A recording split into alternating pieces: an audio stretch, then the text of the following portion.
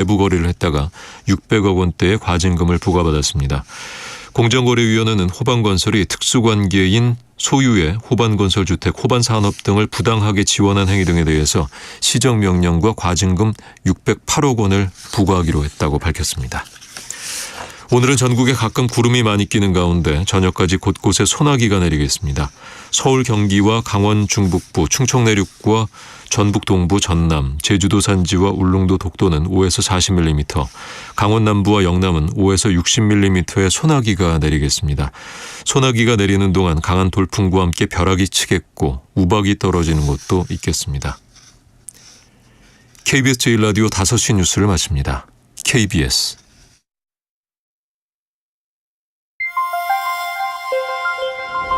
대한민국 중심 채널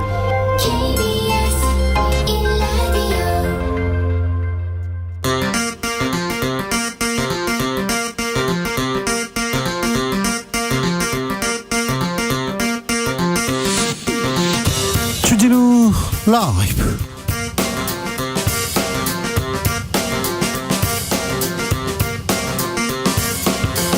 (2023년 6월 15일) 목요일입니다. 안녕하십니까, 주진우입니다. 피파 U20 월드컵에서 4강 신화를 쓴 우리 축구대표팀, 어제 귀국길 박수와 환호로 가득했습니다. 김은주 감독 끝이 아닌 시작이라고 선수들 응원했는데요. U20 대표팀의 김태민 수석 코치 잠시 후에 직접 만나보겠습니다.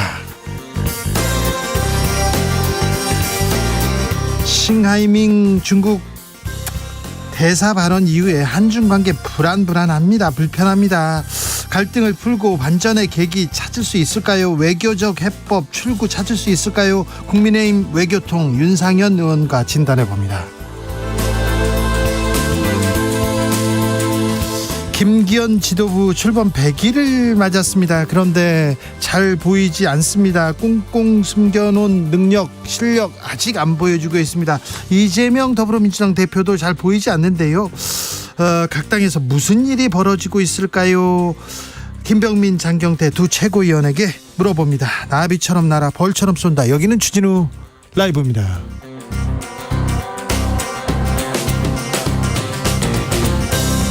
오늘도 자중자애, 겸손하고 진정성 있게 여러분과 함께 하겠습니다. 엄청 더워요. 벌써부터 이렇게 더운데 갑자기 소나기도 오고 막 그렇습니다. 이럴 때 바깥에서 일하시는 분들 참 걱정이에요. 그렇게 더운데 2시인데 3시인데 일하고 있습니다. 우리 노동자들 고생 많으십니다. 며칠 전에 영국에서 찰스 3세 영국 국왕이 됐죠. 생일 행사하다가 근위병 쓰러지는 일 보셨잖아요. 예전에 초등학교 때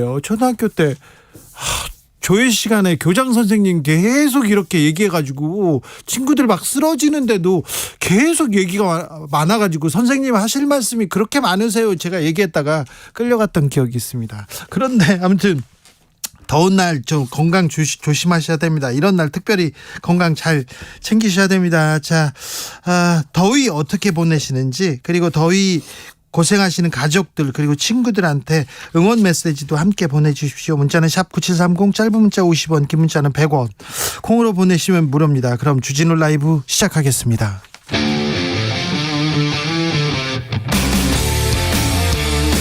탐사보도 외길 인생 20년.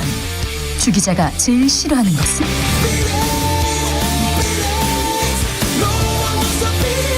이 세상에서 비리와 부리가 사라지는 그날까지, 오늘도 흔들림 없이 주진우 라이브와 함께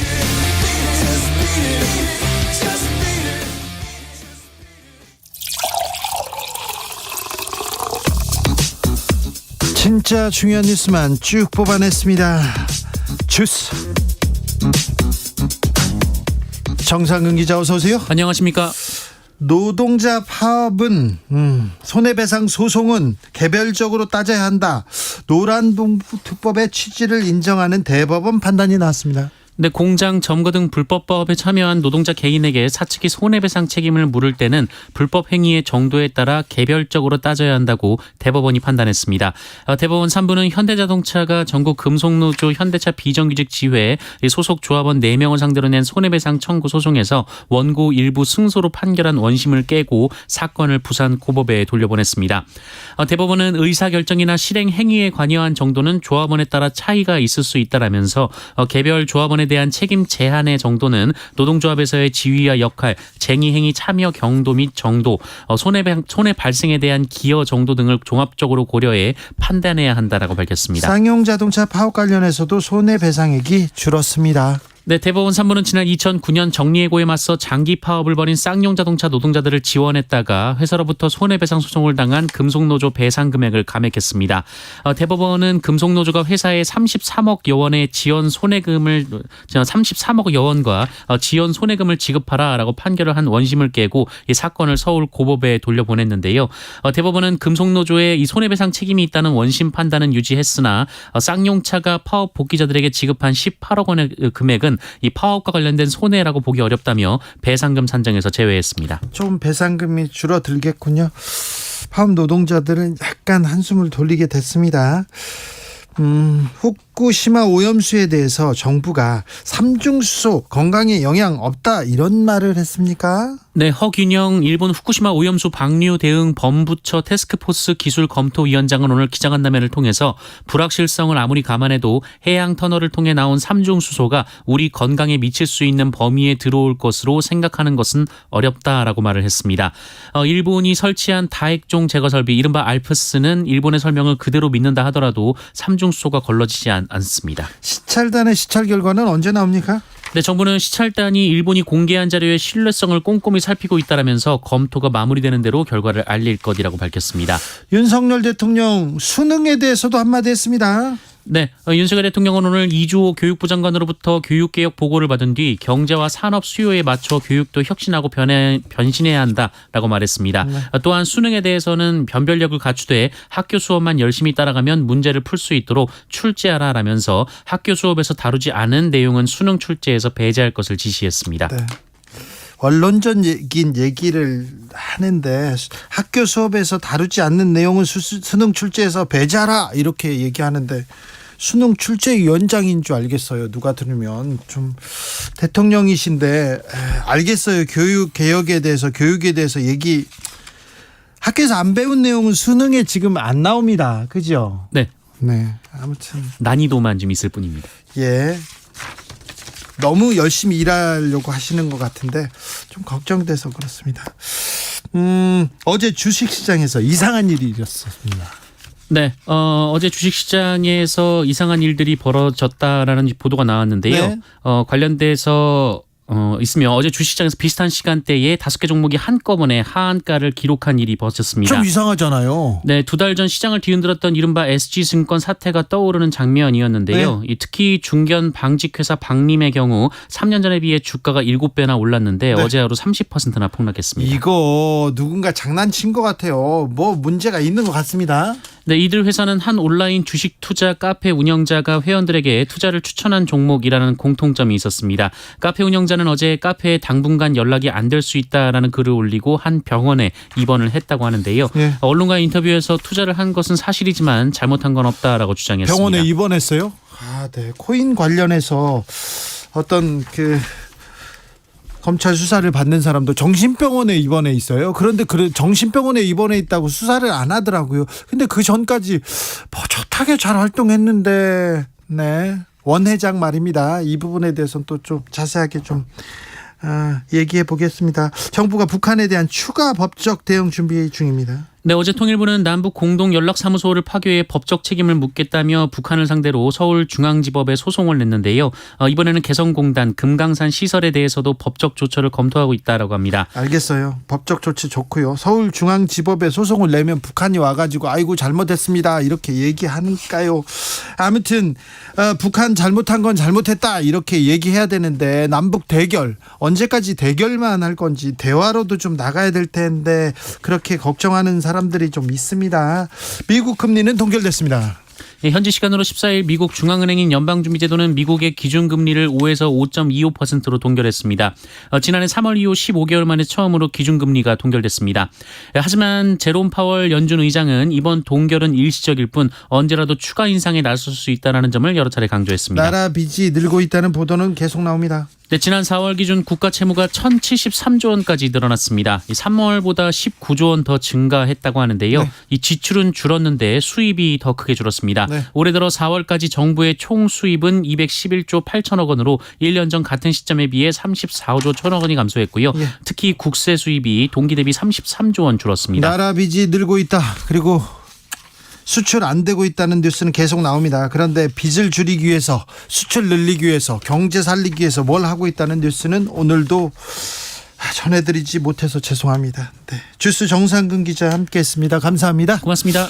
요즘 날씨 너무 덥습니다. 좀 무더위, 갑자기 찾아온 무더위, 건강 챙기셔야 됩니다. 윤미나님, 초등학교 2학년 때요, 교장 선생님 말씀 중에 쓰러졌더니 6학년 때까지 몸 약한 애라고 체육 시간에는 쉬게 하더라고요.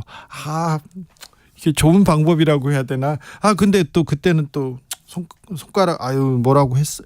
그러면 안 되는, 몸이 약한 거는 나쁜 거 아니잖아요. 잘못한 것도 아니잖아요. 좀 해야죠. 몸 약한 장경태 최고위원한테 잠시 후에 물어보겠습니다. 3123님, 저는 더울 때요 시원한 그늘에 앉아서 머릿속 생각을 정리하면서 멍 때리면요 더위가 진정되더라고요. 시원한 그늘에서 멍 때리기, 알겠어요. 좋은 방법입니다. 7670님, 이 더운 날에도 생산 현장에서 용접일 하고 있는 아들에게 힘내라고 전해주세요. 저녁으로 시원한 콩국수 준비 중입니다. 아이고 아들아, 콩국수 먹고 힘내라. 더운데 고생 많다 얘기합니다. 임효진님, 시원한 콩물에 우뭇가사리 설탕 팍팍 넣고요 한 사발 마시면 더위가 싹 가십니다 얘기하시고, 5145님, 요즘 두꺼운 김을 살짝 구워서 양념 간장에 찍어서 먹으면 밥 한 공기 뚝딱입니다. 주디의 밥도둑은 뭔가요? 저는 밥 먹기 별로 싫어하는 사람이어가지고 밥도둑 그런 거 잘, 아이고 사랑하는 사람들이랑 가족이랑 밥 먹으면 좋죠. 그게 저의 좋죠. 네. 감사합니다. 좋은 얘기 해주셔서.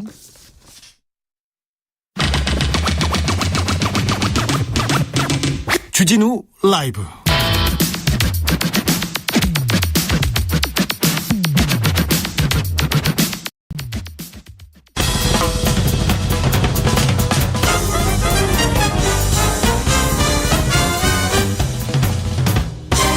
훅 인터뷰. 모두를 향한 모두의 궁금증 훅 인터뷰. 경험이 없다, 걱정이다, 우려된다, 스타 선수도 없다, 이런 얘기요 U20 월드컵 대표팀한테 항상 따라다녔습니다. 그런데 뚜껑이 열리자 그냥 바로 프랑스 잡습니다. 그리고 8강 4강 결승 갈 뻔했어요. 사실상 결승전은 이탈리아한테 아깝게 졌는데, 아무튼 잘했습니다. 아이고 훌륭합니다. U20 대표팀의 수석 코치 김태민 수석 코치 모셨습니다. 어서 오세요. 안녕하세요. 코치님 잘하셨어요. 네, 훌륭하십니다. 네, 감사드립니다. 네, 아이고 참. 이번에 네, 준비 많이 하셨죠? 저희는 준비를 항상 같은 방식으로 준비했기 때문에 네. 똑같이 준비했습니다. 많이. 그런데 근데 자, 목표가 있었을 거 아니에요. 아르헨티나로 떠나기 전에 네. 자, 우리 어떻게 하면 된다, 어디까지 좀 해보자, 이런 얘기 하셨을 거 아니에요. 선수들한테는 그런 스트레스를 주지 않았고, 그래서 월드컵이라는 무대에 나가기 때문에 즐기자고 얘기했고, 네. 감독님하고 즐기는 게 되나요? 어린 선수들인데 거기에 아르헨티나 브라질에서 전지훈련하고 아르헨티나 갔죠. 네. 저희는 그 브라질 캠프가 굉장히 좋았다고 생각했거든요. 브라질에서 굉장히 유명한 클럽이 있어요. 팔메이라스라고. 네네. 클럽 나와가지고 저는 나이트 클럽인 줄 알고. 아니에요. 네. 브라질 그 팀 U20 선수들하고 축구팀입니다. 유명한 마지막 연습 경기를 했는데, 네. 저희가 준비한 플랜대로 주전 선수들을 다 놓고 연습 경기를 했는데, 네. 굉장히 경기가 좋았어요. 3대0으로 이기더라고요. 그래요? 그 팀의 얘기를 들어보니까 17살 선수는 벌써 1,000억에 유럽에 팔려간다는 선수도 있고 그랬는데, 거기에서 계속 바르셀로나, 마드리드 막 팔려가는 애들이 미리 사람들. 선점하고 팔려간다고 얘기를 하더라고요. 네네. 그런 선수도 있었는데 이겼어요. 저희 선수들이 경기를 거의 압도하고 3대0으로 이겼어요. 자, 그럼 브라질에서 이미 자신감을 가지고 아르헨티나로 갔습니까? 그때 그 연습 경기 이후에 감독님하고 저는 생각을 딱 했죠. 네. 사고 한 번 낼 수도 있겠구나. 사고 칠 수 있다. 됐다. 예. 자신감을 이렇게 끌어올리고 아르헨티나가 갔군요. 네. 자, 김은중호는 얼마나 이렇게 준비를 한 겁니까? 어떻게 이렇게 잘하게 된 겁니까? 이게 감독님하고 처음에 팀을 구성해서 만들었을 때 네. 현재 이 선수들 다 프로 선수들이에요. 네. 그럼 소집 규정을 좀 따라야 되거든요. 예. 그래서 짧은 기간에 저희가 어떻게 하면 우리들이 할 수 있는 플레이들인가 좋은 플레이가 나올까 생각을 해봤거든요. 네. 해보고 그런 계획들을 많이 짰어요. 예. 그래서 필요한 것들 훈련들을 좀 더 많이 했어요. 아, 그래요? 예, 감독님이 생각하시는 축구에 대해서 뭐 공수 트랜지션이라든지 네. 아시아 무대에서는 저희가 우리 지역에서 수비할 일이 많이 없으니까 P1, P2에서 압박을 해서 볼을 탈환해서 어떻게 공격할 건지 네. 상대 밀집 수비를 깨는 부분 이런 부분들 네. 그리고 세트피스 이런 부분들에서 저희는 정말 계속해서 준비를 많이 했고요. 준비를 많이 하고 선수들한테 그런 점들을 계속 강조했어요. 네. 이승원 선수 네. 우리 팀의 간판인데 너무 잘하더라고요. 자신감도 있고 개인기도 너무 좋고요. 네. 근데 이 선수가 강원 B팀이잖아요, 사실상. 네. 그렇잖아요. 네. 그러니까 이게 이 게임을 계속 뛰어야 이렇게 폼이 올라오지 않습니까? 그런 부분들의 걱정들이 저는 있었는데 네. 그래도 이 선수를 저희가 1년 6개월 동안 함께 해본 권리가 네. 원체 체력이 좋은 선수였어요. 그래요. 그 경기 감각적인 부분들이 좀 걱정이 됐었는데 네. 뭐 이 선수뿐만 아니라 뭐 김지수 선수도 개막전에 출전을 맡지 못해서 네. 걱정을 좀 했었는데 그런 선수들을 브라질 캠프 가가지고 네. 연습 경기든 훈련이든 조금 더 많이 시켰어요. 저희가. 네. 프랑스전에 맞춰서 경기를 시키려고 경기 감각이 떨어져 있는 것 같아 보여서 연습 경기를 2경기 했는데 2경기를 다 풀타임으로 뛰기고 그런 선수들은 네. 조금 배준호 같은 선수들 네. 이런 선수들은 지금 K리그에서 뭐 22세 자원이 아닌 주전으로 뛰고 있는 선수라 네. 이 선수들은 좀 조절해서 체력을 좀 비축해야 되는 상황으로 훈련 프로그램을 많이 짰던 것 같아요. 네. 최기원님께서 우리 선수들 너무 잘했어요 얘기하시고요. 고향 시민님께서 역대 성인 대표팀 경기까지 통틀어가지고 수비가 불안하지 않았던 유일한 월드컵입니다. 조금 우리 선수들이 공을 가지고 있으면요 우리만의 플레이를 하는 것 같아요. 그래서 참 좋더라고요. 감독님께서 그런 부분에서도 되게 공을 많이 들이셨어요. 네. 뭐 소위 말하는 롱볼, 막볼이 아닌 롱볼도 목적 있게 저희는 이영진이라는 스트라이커가 있었기 때문에 네. 뭐 그런 부분도 강조하고 사이드에서 패턴하는 부분들이 있어요. 저희만의 비밀스러운 패턴이라 그럴까? 네. 움직임 같은 게 있어요. 저희 팀만의. 네. 그런 움직임들을 통해서 끊임없이 사이드 공략을 하는 그런 부분들도 감독님께서 굉장히 많이 공을 들이셨었거든요. 네. 또 수비에서 월드컵 같은 무대에서는 카운터 어택의 중요성을 생각해서 어떤 방식으로 어떻게 빠르게 나갈 것인지 네. 그런 부분들에서도 감독님이 선수들한테 많이 강조했었고요. 사실 우리보다 다른 나라가 좀 한 수 위의 전력이다. 그래서 우리가 지키다가 역습한다. 뭐 말은 그렇게 하는데 그게 잘 안 되잖아요. 그런데 김은중호는 잘 되더라고요. 그게 저희는 뭐 하이 블록, 미들 블록, 로우 블록이 있는데 저희는 로우 블록으로 설정했어요. 로우 블록으로 설정을 하면은 역습해서 골대까지 가는 시간들이 상대 골대까지 가는 시간이 너무 멀어질 것 같더라고요. 네. 선수들 체력도 부담이 되고 예. 그리고 선수들이 하이 블록에서 하면은 많이 또 체력적으로 힘든 부분도 있고 예. 저희는 미들 블록으로 설정을 했고 그런 부분들이 프랑스전이나 예. 그 전에 준비했던 과정에서 굉장히 선수들이 편하게 하더라고요. 아, 그래요? 예. 우리 선수들은 우리 플레이를 하고 그다음에 찬스가 오면 골을 넣고요. 프랑스 선수들 당황하더라고요. 네. 프랑스 당황하는 거 보고 깜짝 놀랐습니다. 앙리, 트레지게한테 당황하던 우리 청소년 대표팀 기억 생생하거든요. 감독님이 안 그래도 그 얘기를 했었거든요. 네. 그렇게 했었는데 다른 것보다 선수들한테 되게 자신감을 많이 심어주셨어요. 그러니까 우리 선수들이 자신이 있어요. 뭐. 공을 잡으면 여유가 있고요. 그런 것 때문에 그런 거를 우리가 감독님이 김학권 감독님과 함께하면서 네. 유럽 선수들하고 부딪히는 그런 게 많이 필요하다고 생각해서 저희는 그 전부터 그런 훈련들을 많이 쌌어요. 그래요? 무조건 유럽으로 훈련을 가서 유럽 선수들과 부딪히고 네. 이런 적응력을 키우고 네. 그래야 우리가 월드컵에서 성공할 수 있다고 생각했기 때문에 네.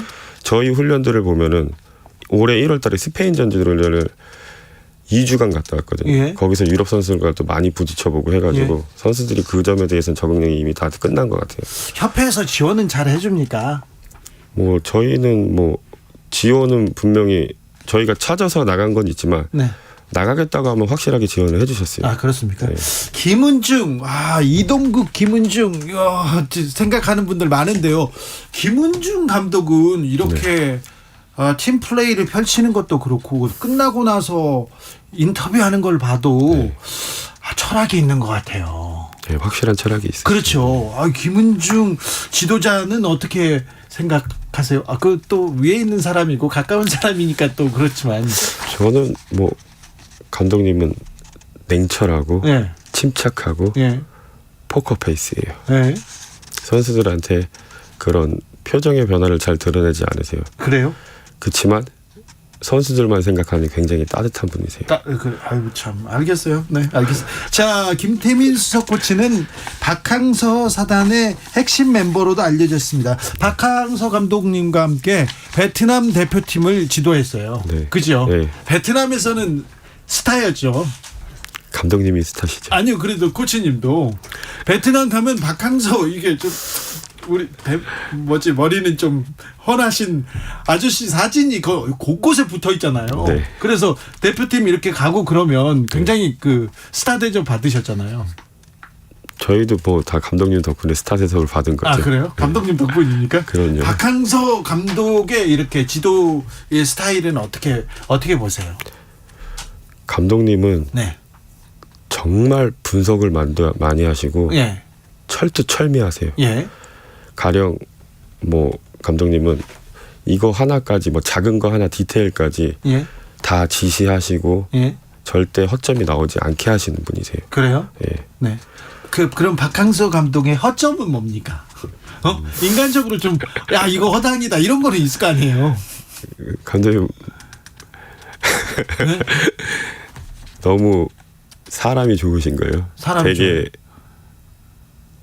이렇게 무뚝뚝하시면서도 네. 되게 잘 챙겨주세요. 잘 챙겨줘요? 콩 한 쪽도 나눠 먹으신다고. 돈도 잘 빌려줍니까? 그러진 않습니다. 감독님한테 돈을 빌리지 말아가지고. 알겠어요. 자, 근데 박항서 감독님은 베트남에서 그렇게 성과를 내셨잖아요. 네. 결과를 냈고 베트남에서 축구는 자존심입니다. 베트남 경제가 살아나고 축구가 살아나면서 베트남의 자긍심도 엄청 커졌어요. 그런데 이제 베트남 축구 그 정점에서 베트남 축구 대표팀에서 내려오셨어요. 네. 코치님도 같이 내려오시고요. 그리고는 이제 코치님은 우리 축구대표팀 청소년 축구대표팀이라고 일컬어지는 U20에서 성과를 내셨고요. 네. 박항서 감독님은 뭐 하신대요? 감독님 지금 조금 다음을 준비하고 계시는 것 같아요. 그러니까 어디에서 준비하신대요? 뭐 한국하고 베트남을 좀 왔다 갔다 하시면서 베트남 축구에도 뭐 유소년 발전에도 이바지하고 계시고 네. 뭐 한국에도 뭐 여러 가지 부분들에서 교육도 하러 다니시고 네. 강의도 하러 다니시고 그렇게 알고 있습니다. 코치님은 이제 어떻게 하십니까? 이제 U20 대표팀은 일단 소집 해제가 됐죠? 저희는 소집 해제가 됐죠. 네. 저랑 감독님은 이제 계약이 끝나서 우선은 아직 계약이 끝나면 그럼 다음 축구 대표팀 맡고 그거 아직 모릅니까? 그거에 대해서는 아직 잘 모르고 있습니다. 그래요? 네. 어제 돌아오셨죠? 네, 어제 돌아왔습니다. 그러면 돌아오시자마자 많은 축하와 환호 그 다음에는 실업자 되셨네요? 뭐 그렇다고 볼 수 있죠. 그럼 코치님은 앞으로 계획이 뭡니까? 저는 우선 아직은 따로 계획된 것은 없고요. 아직은 감독은 없고. 뭐 김은중 감독님하고 한 번 더 얘기를 해봐야 되고. 네. 그 얘기 물어보고 싶어요. 청소년 대표팀 지난 대회에서 우리가 준우승했습니다. 네. 결승 갔습니다. 이번에 4강 갔습니다. 그러니까 네. 어느 나라도 한국 청소년이라고 할 수 없죠. 20세 국가대표팀 절대 무시할 수 없는데요.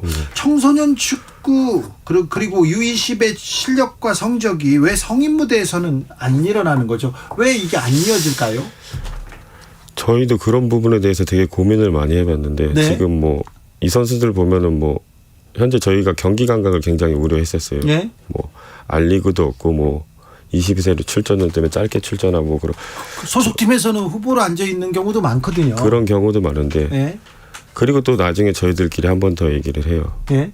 아무리 나이가 어려도 본인들의 스스로 가치를 찾아야 된다고. 예.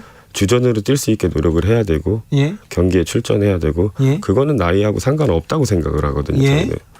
아무리 나이가 어려도 좋은 선수들은 경기에 나설 것이고 네.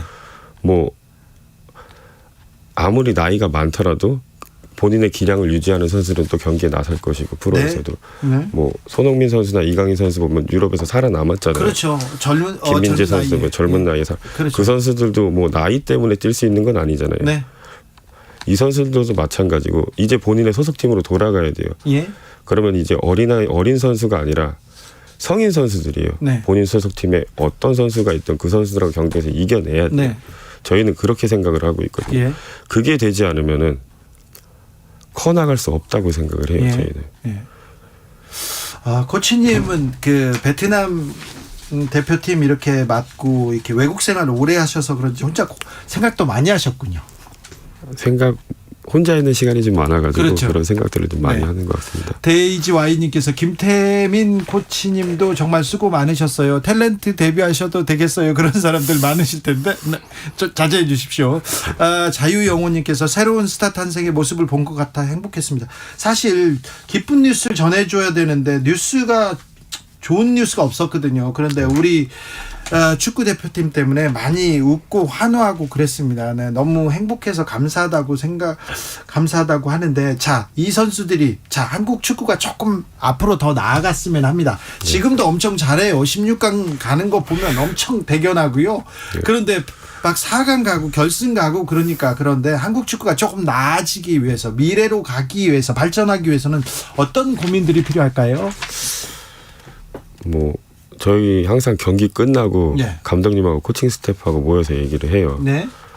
또 감독님은 김학광 감독님과 23세 대표팀을 오래 하셨고 예. 이 선수들이 좀 나아갈 수 있는 방향들은 뭐 지금도 김지수 선수 외국에 일찍 나가잖아요. 예. 뉴스가 나오고 예.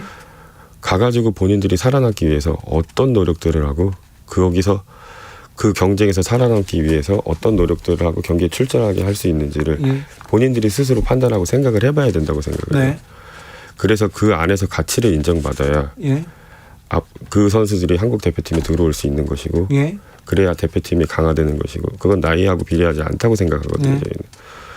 이 김지수 선수뿐만 아니라 모든 선수들이 네, 알겠습니다. 자, 아무튼 일본은 조기 탈락했습니다. 일본의 실력이 많이 떨어지는 건 아니지만 조기 탈락했어요. 예. 우리는 4강까지 갔어요. 예. 그래서 더 잘했습니다. 그런 생각이 좀 들어요, 저는. 저희는 감독님하고 그 얘기를 했어요. 항상. 예. 아시안컵 때도 그렇고 예. 조별 예선에서는 저희 이제 통과하고 8강전에서 일본 하면이면 사우디를 만날 거라고 생각했거든요. 아, 그래요. 조가 옆에 붙어있어 예, 예. 대진상 그렇게 되는데 예. 무조건 일본 한번 올라와라 한번 네. 하고 가자 그렇게 생각했었는데 네. 때때로 이루어지지 않더라고요. 알겠습니다. 만났어야 되는데 그럼 딱 이겨졌을 텐데. 아무튼 많은 즐거움을 주셨습니다. 김태민 코치는 고생 많이 하셨습니다. 그런데 지금 실직 상태입니다. 직업을 구하면 다시 모시겠습니다. 알겠습니다. 그때는 다른 축구에 대해서 얘기하겠습니다. 알겠습니다. 네. 자, 박항서 감독님이랑 모셔도 같이 와도 상관없습니다. 아무튼 김태민 코치가 직업을 구하면 저희가 다시 모시는 걸로 하겠습니다. 김태민 U20 대표팀 수석 코치였습니다. 감사합니다. 감사합니다. 교통정보센터 다녀올게요. 이현 씨. 네, 경부고속도로 부산 쪽으로 옥산 부근 지나기 이번 주 내내 이렇게 불편합니다. 지금도 옥산 휴게소에서 청주 쪽으로는 속도가 많이 떨어지고 있는데요. 이 정체 원인 바로 중부고속도로 작업 영향을 받고 있어서입니다. 중부고속도로 남이 쪽으로 도로 포장 공사하고 있는데요. 오창과 남이 구간이 전면 통제되고 있습니다. 이 통제 내일 오후 4시까지니까 참고해서 운행하시면 좋겠고요. 현재 중부고속도로 남이 쪽으로도 오창 일대로는 3km가량 정체가 이어지고 있습니다. 경부고속도로 쪽으로 우회하는 차량들이 많습니다. 서울시내 간선도로 지나기도 많이 어려우실 텐데요. 올림픽대로 공항 쪽으로 잠실에서 여의도 쪽으로 불편하겠고요. 다시 양화대교에서 가양대교 쪽으로 정체입니다. 일산 쪽의 강변문로 청담대교에서 방화대교 쪽으로 길게 밀려가고 있습니다. KBS 교통정보센터였습니다.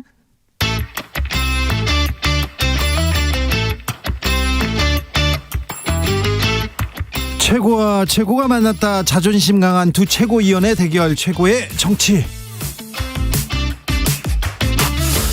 여야 최고위원 두 분 모셨습니다. 국민의힘 김병민 최고위원, 예, 반갑습니다. 더불어민주당 장경태 최고위원. 네, 안녕하세요. 장경태입니다. 실신 장경태 선생 몸은 어떠십니까? 괜찮으세요? 네, 어제 급히 좀 회복해서요. 네. 링겔도 맞고 오늘 좀 MRI, CT 등의 검진도 좀 받았습니다. 얼굴이 좀 까칠해요. 그리고 최근에 좀 마르고 힘들어 보였어요.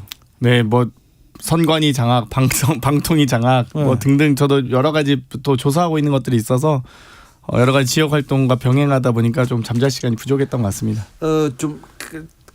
좀 어지럽고 그렇습니까? 평소에 어렸을 때도 그랬습니까? 어렸을 때는 빈혈기가 좀 있어서요. 네. 실제로 조금 어지러움이 있습니다. 앉아 있다가 급하게 일어나면. 근데 요즘 혹시 잠을 못 자니까 좀 그런 게 더 두드러지게 오는 것 같아요. 지금. 몸은 네. 챙겨야 됩니다. 네. 걱정 많이 했습니다. 네. 그 장경태 최고위원이 너무 열심히 일해서 네. 건강을 잘 챙겨야 되니까 네. 건강 잘 챙기시고 네. 좀 쉬엄쉬엄 하시면 좋겠습니다. 네. 장경태 일하지 말고 좀 쉬어라. 알겠어요. 네. 건강이 최고 우선이죠. 네, 김병민 최고는 괜찮죠? 아, 예, 저도 건강이 안 좋아서 아니요, 눈도 지금 눈이 실핏줄이 다 예. 떨어졌어요. 피곤해서요. 네. 일 너무 네. 많이 해서요. 네. 사실은 근데 김병민 최고는 일을 열심히 해야 됩니다. 최고위원들이 그렇죠. 몇 명 없어요. 저희 한 명 보강이 됐습니다. 아, 그래요? 김가람 김가람. 네. 최고위원이 보강이 됐습니다. 어떻습니까? 굉장히 김가람 최고위원을 만나본 사람들은 네. 처음에 잘 몰랐는데 이렇게 괜찮은 사람이 있었구나. 네, 5인회에서 제대로 밀었습니까? 5인회라는 조직이 있는지 모르겠습니다만 네네. 국민의힘에 있는 많은 사람들이 청년 김가람을 재발견했다. 아, 그래요? 네, 호남의 광주 출신이고 우리가 이제 호남이라고 하는 지역에서 사실 어찌 보면 더 많은 노력을 해야 되는데 네.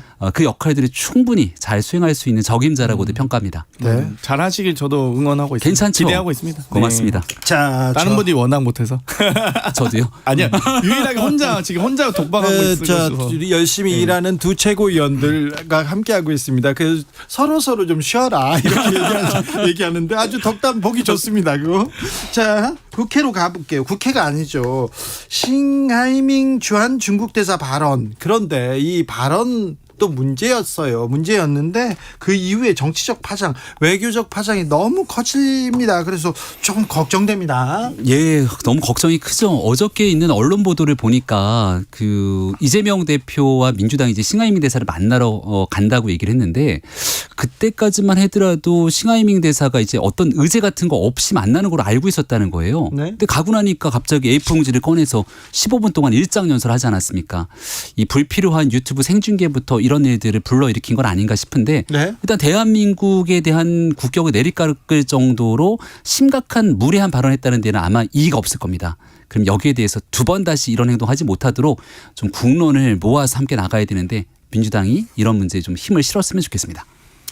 우리 대한민국의 지금 외교, 안보, 경제, 민생 어느 하나 지금 제대로 굴러가고 있지 않다는 것은 모든 국민들께서 아실 겁니다.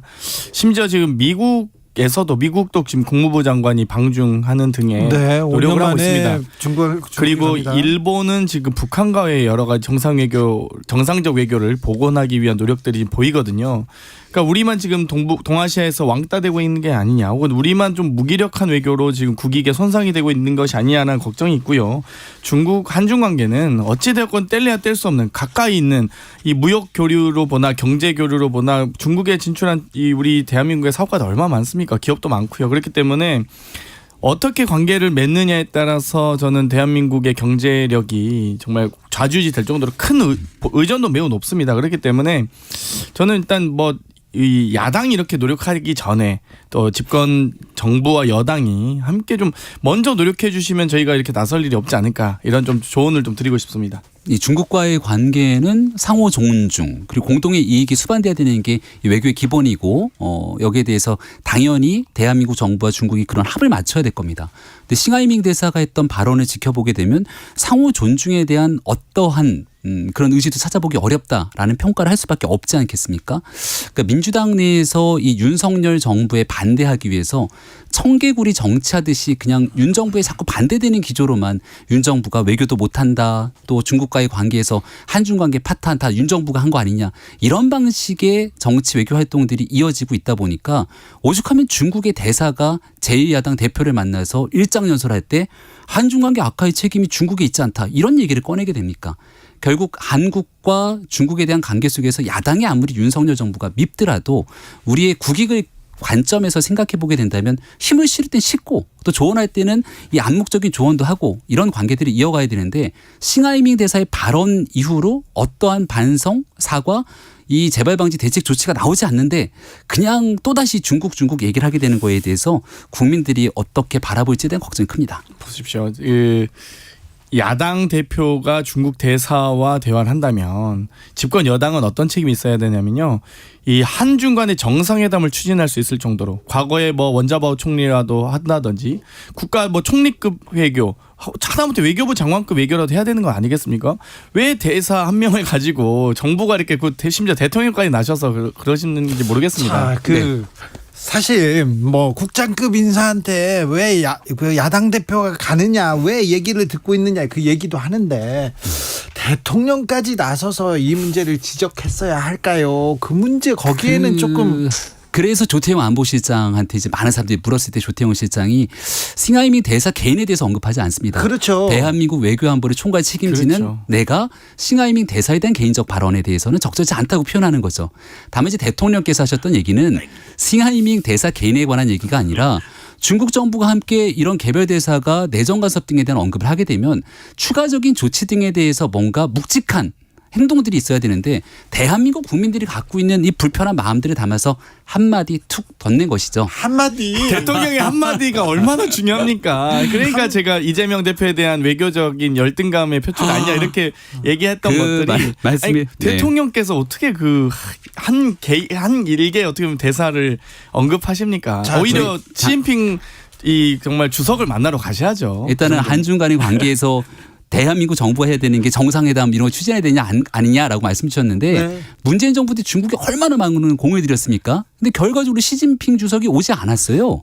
그리고 실질적으로 이렇게 많이 노력을 쏟아붓은 것에 대해서 오히려 문재인 대통령 시절 중국에 가서 당시 우리 한국기자단 폭행 등 여러 가지 불미스러운 일들이 있었지만 제대로 해결하지 못하고 돌아왔습니다. 그래서 지금 이 시점에 필요한 건 물론 한중 간의 관계들을 슬기롭게 풀어가고 또 기업인들이 경제하는 데 여러 어려움이 없도록 해야 되는데 잘못된 일들이 일어났을 때만큼은 그래도 좀 힘을 합치는 모습을 보여야 되지 않냐라는 지적을 드리는 겁니다. 마무리를 이상하게는 하셨어요? 네. 힘을 합치고 있습니다. 네. 야당도 어찌됐건 국정 운영의 파트너로서 열심히 노력하고 있는데 네, 그러기 바랍니다. 그 파트너로 존중을 해주셨으면 좋겠습니다. 나니님께서 장경태 의원 건강검진하시고 좀 쉬세요. 응원합니다. 힘내십시오. 정승태님, 김병민 의원님 힘든데 오늘은 좀 괴롭히지 마세요. 얘기하시고 1415님께서 국민의힘 최고위에서 유일하게 돋보입니다. 김병민 힘을 내주세요. 얘기합니다. 0013님께서 신대사가 이런 이야기를 하게 된 빌미를 제공하지 않았는지 돌아봐야 하지 않을까요? 얘기하고요. 1784님은 중국이 우리나라에 너무한 측면이 있습니다. 저는 시원하던데요. 얘기합니다. 8891님은 국격은 스스로 지키는 겁니다. 대사 발언에 여당과 대통령이 발끈하는 것 자체가 자존심 상합니다. 얘기하는데 아무튼 한중 관계 뭐 중국하고 우리가 무역든 외교든 국방이든 또 통일이든 너무 많은 부분에서 밀접하게 관련돼 있으니까 이 갈등은 빨리 좀 줄이고 봉합하고 넘어가야죠. 잘 풀어내냅니다. 네. 그래서 문재인 정부 시작하던 첫 번째 했던 공약 중에 하나가 미세먼지를 감축하겠다 이런 얘기했거든요. 네, 알았어요. 중국에서부터 비롯되는 거 잘 풀기 위해서 네. 더 열심히 노력하겠습니다. 그래가지고 막 지적질하고 이안스카이 그렇게 하신 거구나. 자. 후쿠시마 오염수 관련해서는 국민들은 우려가 있어요. 맞습니다. 네, 그 괴담에 뭐 선동된 게 아니라 우려가 있어요. 예. 우려하는 건 좀 당연하죠. 국민적 우려를 네. 불식시키기 위해서 네. 많은 정보를 투명하게 공개하고 예. 또 여기에서 만약 일본이 이러한 내용들을 바탕으로 오염수를 방류하게 된다면 그 절차가 어떻게 진행되는지를 국제사와 함께 꼼꼼히 따져야 됩니다. 그건 정부가 해야 될 역할이고요. 네. 이제 정치권의 역할 중에 중요한 건 제가 오늘 점심에도 저희 동네에 있는 횟집 사장님이랑 같이 식사를 하고 왔는데 네. 너무 걱정이 된다는 겁니다.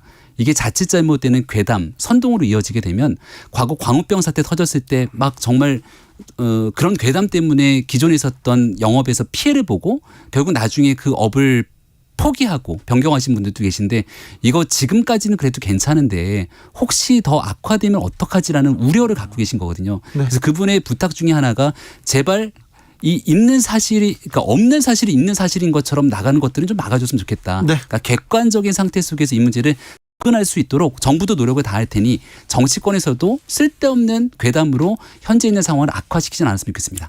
핵심은 마실 수도 있다면서 왜 바다에 버리냐인 겁니다. 사실 뭐 여러 가지 방법이 있지 않습니까? 지하 매립이라든지 수증기 배출 등의 방식도 있습니다. 그런데 가장 싸고 쉬운 방법이 지금 바다에 버리는 거거든요.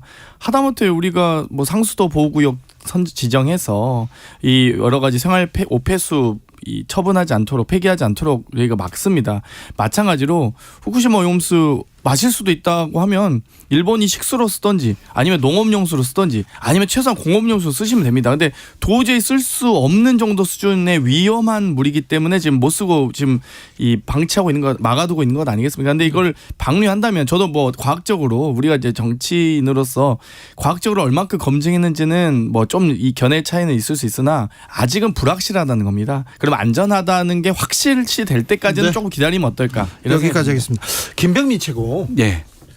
그 역술인 천공 이천공 씨요. 네, 그분 저기 대통령이 9일날 춘천에 갔을 때 춘천에 갑니다. 그리고 그 김건희 여사가 충남 서천에 갔을 때는 그 다음 날 서천에 가고요. 이거 그리고 지난번에 뉴욕 순방 가셨을 때도 뉴욕 가셨잖아요. 이러면서 대통령 마케팅을 하는 것 같아요. 네. 대통령을 팔고 다니는지 아니면 무슨 관계가 있는지. 근데 자꾸 나오는데 이렇게 네. 이름이 나오는데 그 서천 군수는 그 사람을 의존하고 있더라고요. 만나서 이렇게 차담회 하는 듯한 네. 사진을 봤습니다. 네. 그러니까 왜 그런 불필요한 논란을 일으키는지 도저히 이해할 수가 없습니다. 그죠? 예. 그리고 이분이 딱 보면은 하얀 수염에 하얀 옷이 어디에서 또 튀어요?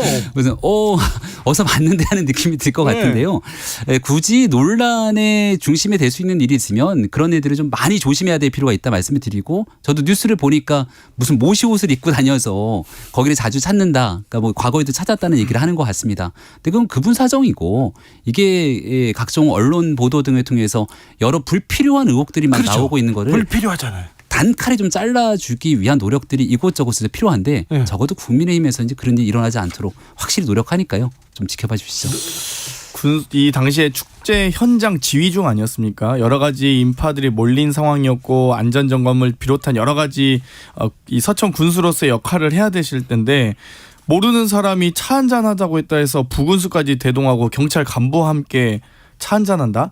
아니 근데 총공 솔직히 이게 인간적으로 우리가 상식적으로 말씀드리면 누가 봐도 총공은 총공 같아 보이잖아요. 솔직히 누군지 모르는 거는 좀 이거 너무 과했다. 이게 이 답변치고는 너무 군수님 변명이었습니다. 뉴스는 보고 사셔야죠. 뉴스도 안 보고 무슨 군정을 하신다 그래. 이게 제가 커버 치려고 해도 이게 너무 그리고 그러면 모르는 사람하고 부군수하고 경찰 간부를 왜 대동하고 만납니까? 물론 이제 정치인이다 보면 우연하게 이제 지나가다가 차 한잔 할 수 있도록 쳐도 네. 대동하고 만나진 않죠 보통. 네. 네. 경찰 간부야 축제 행사 때는 이른바 행사에 대한 문제 때문에 여러 사람들이 모여드니까 뭐 그렇다 치는데 아무튼 군수가 적절한 행동을 했는지에 대해서는 뭐 저는 여기에 대해서 굳이 그럴 필요가 있었겠느냐 다시 말씀드립니다. 역술인들은요. 네. 내가 뭐 누구 점을 한번 봤어도 내가 누구 키웠네 만들었네 그러니까 그럴 수 있어요. 제가 과거에 네. 대통령 후보 대변인하던 시절 누가 와서 반드시 사주를 봐야 된다는 겁니다. 이게 말에 이게 좀 흔들릴 수 있다 그래서 잘못 사주 보러 갔으면 내가 저 사람 사주 봤다 이렇게 나오면 또 큰일 날 수 있잖아요. 그렇죠. 그래서 되게 친한 사람이 얘기했는데도 죄송합니다. 라고 얘기해서 정중히 거절했거든요. 그러니까 작은 오해의 불씨가 될 수 있는 일들을 단칼에 좀 걷어낼 수 있도록 더 노력해야 된다 말씀드립니다. 천공이 하지 말라 이런 얘기는 들은 건 아니죠. 아니, 저희랑 근데 아무 관계 없는 이 사람입니다. 진짜 불필요한 오해. 네. 그리고 국민들한테 이게 뭐냐 이렇게 얘기 나와요. 그러니까 이런. 그게 예를 들어서 과거에 이재명 대표가 시장 시절에 막 사진 하나 찍으니까 조폭이 연계된 거 아니냐 이런 얘기가 막 나오거든요. 그럴 때 불필요한 논란은 단칼에 좀 끊어줄 수 있는 용기가 필요합니다. 김병민 드리블은 진짜. 근데 누가 들으면 이재명 대표가 대통령인 줄 알겠어요. 국정 운영을 이재명 대표가 하는 것도 아닌데. 네. 자, 김병민 최고는 시간이 얼마 남지 않았습니다. 오늘 뭐 한다고요? 예. 저희 오늘 당대표 그리고 최고위 지도부 취임 100일입니다. 당대표 된 지 100일 됐는데요. 왜 이렇게 예. 존재감, 실력 왜 이렇게 꽁꽁 싸매고 있습니까? 100일 동안 네. 안정적인 국민의힘의 모습을 보여주고 있다. 그래서 이제 민주당 막 복잡하잖아요. 근데 국민의힘 보면 탄탄한 안정감을 갖고 있다 생각하는데 원래 아기도 태어나서 100일이 되면 100일의 기적이 찾아옵니다. 이제 지금부터 근데 그건 있어요. 본격적인. 안정적으로 지지율이 취임 이후에 계속 떨어지고 있습니다. 국민의힘이. 아니에요. 그 여러 가지. 그렇진 않아요. 자, 민주당도 뭐 지금 국민의힘이 몸을 숨기면서 민주당만 이렇게 보고 있는 민주당 덕을 보고 있는 것 같은데 자 보세요. 근데 이 얘기는 시간이 얼마 남지 않은데 이 어떤 얘기 할까요? 이 얘기하고 가시. 자 조국과 오늘 우병우 그리고 최경환까지 조국 전 장관 얘기하면 딱 맞겠네요. 안종범까지 여기까지 계속해서 전 정권 사람들 나옵니다. 자. 조 전 장관 서울대학교 교수에 파면됐잖아요. 네. 그러니까 학생들도 여기에 대해서 원성이 좀 높은 것 같고 또 서울대 직위해제 되고 나서도 돈을 많이 받아가셨더라고요. 그런데 또 정치 출마에 대한 의지까지 비춰지니까 제가 아까 불필요한 오해가 있으면 단칼에 선을 그어야 된다고 말씀드리지 않았습니까? 근데 조 전 장관에 대해서는 민주당 대변인이 나와서 뭔가 윤 정부에 맞설 수 있으면 공간과 길을 열어야 된다는 표현을 해요. 저는 조 전 장관과 여전히 한 배를 타고 함께 움직이려고 하는 것 아니냐라는 생각이 들어서 민주당 사람 아닌데요, 조 전 장관. 그런데 민주당 대변인이 나와서 그렇게 얘기했다니까요. 그래서 조국의 강을 건너내 만에 수년 동안 얘기했던 건 정말 쓸데없는 얘기들 한 것이구나. 여전히 조국의 강과 민주당은 함께 하고 있다는 생각입니다. 뭐 일단 조국 전 장관님은 민주당원 아니기 때문에 어찌됐건 출마 여부는 본인의 자유죠. 우병우 전 민정수석과 최경환 전 부총리 또한 그렇다고 보는데 저는 요즘에 이 한동훈 장관을 비롯한 윤석열 사단의 소위 검사 시절 여러 가지 수사 행태를 보면 오히려 우병우 전 민정수석과 최경환 전 부총리도 억울한 게 있을 수 있을 것 같다. 그렇다면 국민들께 심판받는 게 적절하지 않겠냐. 뭐 무리한 조작 수사라든지 기획 수사, 표적 수사 등이 있기 때문에 장경태 최고는 지금 우병우 전 수석을 응원하는 듯한 모습입니다. 여러 가지 검찰의 이 수사 방식을 보면서 네. 정말 좀 억울한 게 있을 수 있다. 그럼 과연 그게 무엇인지 국민께 알리는 게 소상히 밝히고 알리는 게 또 정치인으로서 정치인들이 된다는 건 출마한다는 건 국민들께 보고 드리는 자리 아니겠습니까? 민주당으로서 좀 너무 나간 발언 아닌가요?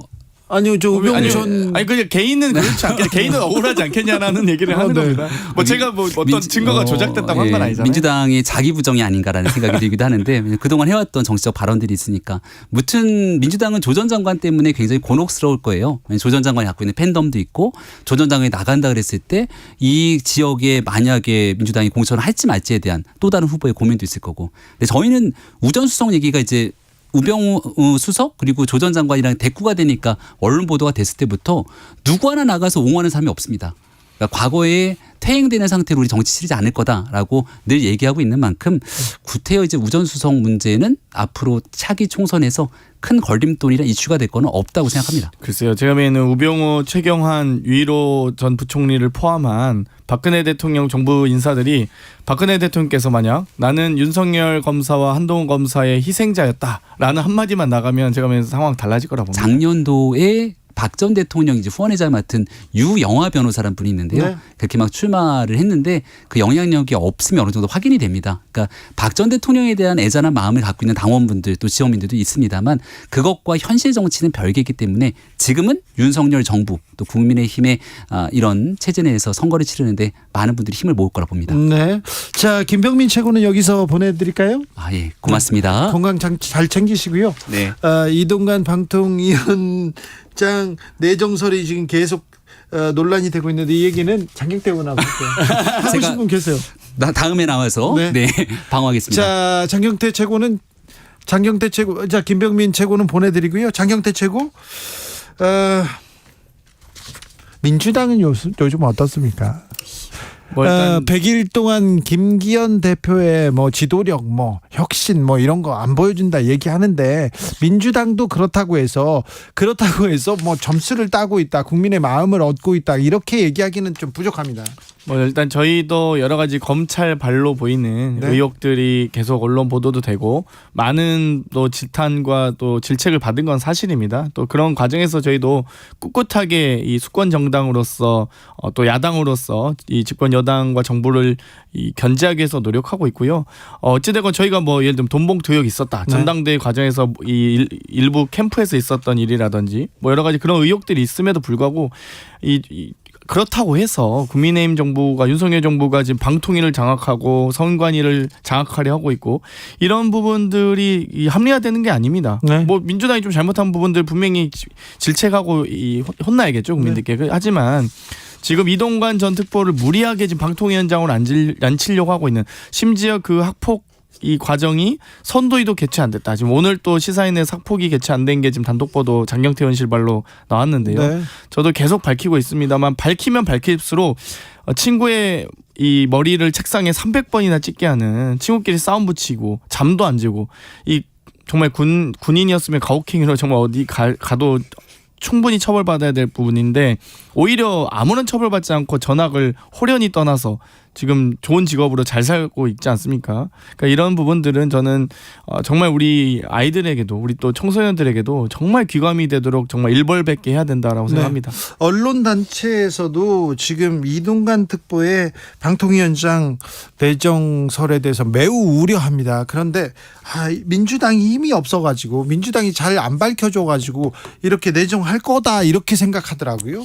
이미 지금 여러 가지 제가 최고위 모두 발언에서도 이동관 전 특보에 관련된 학폭 국가인권위원회 자료라든지 서울시의회 조사특위 자료라든지 이런 것들을 다 장경태 의원이 계속해서 공개하고 있습니다. 예, 그리고 선도위도 개최 안 됐던 것, 학폭위도 개최 안 됐던 것 이런 의혹들을 계속 제기를 했고요. 거기에 대해서 지금 여러 차례 뭐 예를 들면 선도위 결정으로 전학 갔다라고 했던 이동관 전 특보 측의 해명도 거짓으로 드러나지 않았습니까? 아예 개최도 안 해놓고 무슨 개최했다고 이 거짓 해명으로. 그래서 저는 이런 부분부터 이미 지명받기 전부터 흠결과 하자가 너무 많다고 봅니다. 그렇기 때문에 아마 이제 인사청문회가 돌입하고 저는 개인적으로 그 피해자분들을 모두 증인 신청할 예정인데요. 네. 만약 아무리 아마 피해자들께도 원치 않더라도 여러 증언이 나오리라 봅니다. 아 그렇습니까? 네. 네.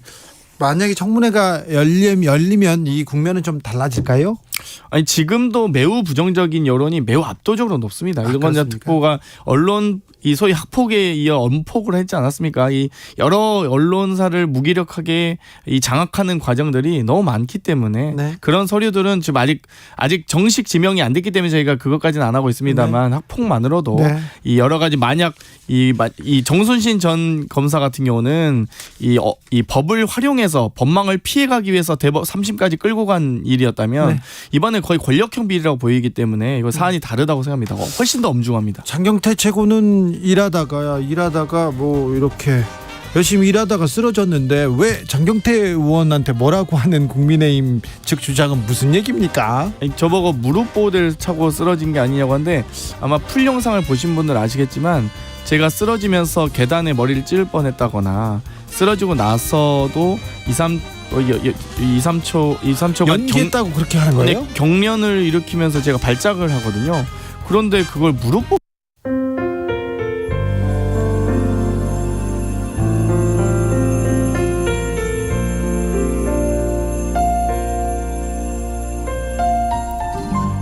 KBS 라디오 연중기획 희망충전 대한민국 538번째 이야기.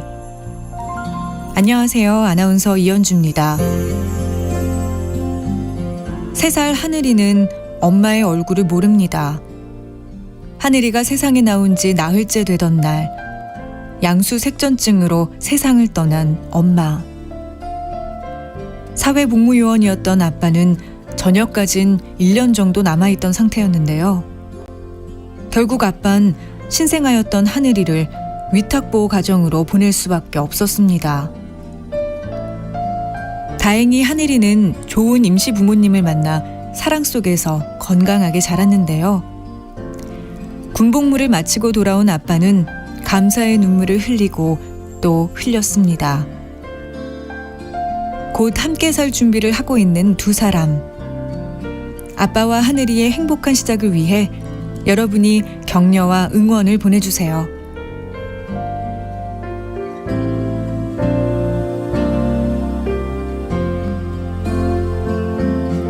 여러분의 따뜻한 손길이 희망의 빛이 됩니다.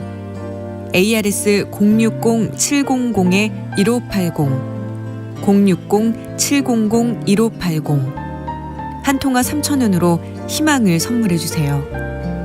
KBS 라디오 연중기획 희망충전 대한민국은 초록우산 어린이재단, 인탑스 주식회사 그리고 청취자 여러분과 함께합니다.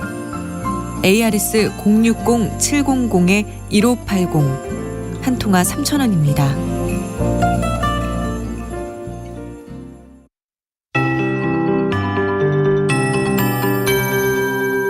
KBS 58분 날씨. 오늘은 대부분 지역이 30도 가까이 기온이 오르는데 그쳤지만 내일부터는 월요일까지 나흘간 기온이 더 높게 올라 내일은 30도 안팎 그리고 주말에는 33도 안팎까지도 기온이 예보돼 있습니다. 월요일까지 기온이 고공행진을 이어가겠습니다. 나흘간 내륙을 중심으로 30도 이상의 낮 기온이 예상되는데요. 점점 더워지겠습니다. 주말은 33도까지 오르는 지역이 대전과 광주 또 서울도 일요일에 33도까지 예보가 돼 있는 상황인데요.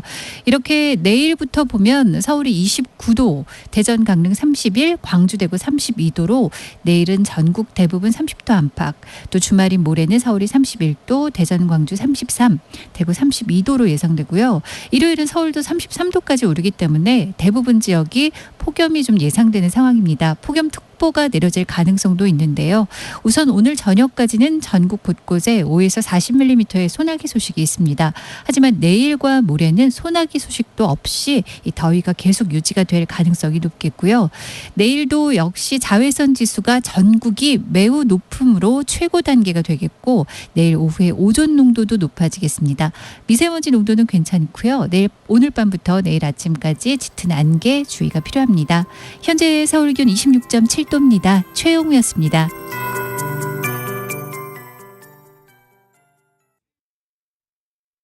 정성을 다하는 국민의 방송 KBS가 6시를 알려드립니다. AM 711kHz, FM 97.3MHz, KBS 1라디오입니다. HLKA.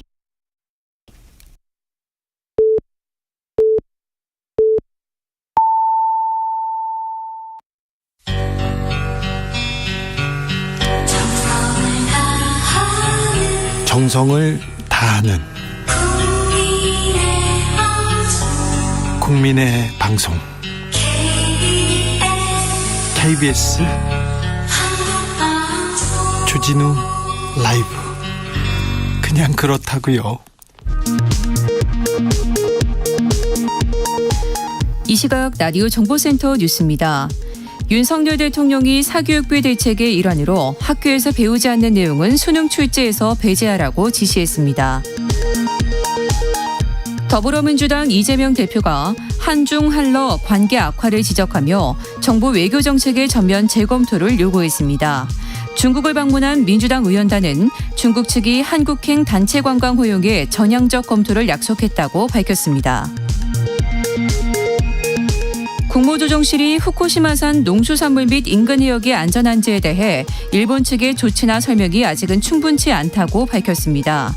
해양수산부는 후쿠시마 오염수 방류 이후 국내 어민들의 피해를 보상하는 내용의 특별법 제정은 시기상조라고 밝혔습니다. 노조의 불법 쟁의 행위로 회사가 손해를 입었을 때 조합원 개인이 노조와 동등한 책임을 지는 것은 불합리하다는 대법원의 판단이 나왔습니다. 전국언론노동조합이 방송통신위원회의 TV방송 수신료 분리징수 추진에 반발하며 방통위 김효재 위원장 직무대행과 이상인 위원을 직권남용 혐의로 공수처에 고발했습니다. 지금까지 라디오 정보센터 뉴스 정한나였습니다.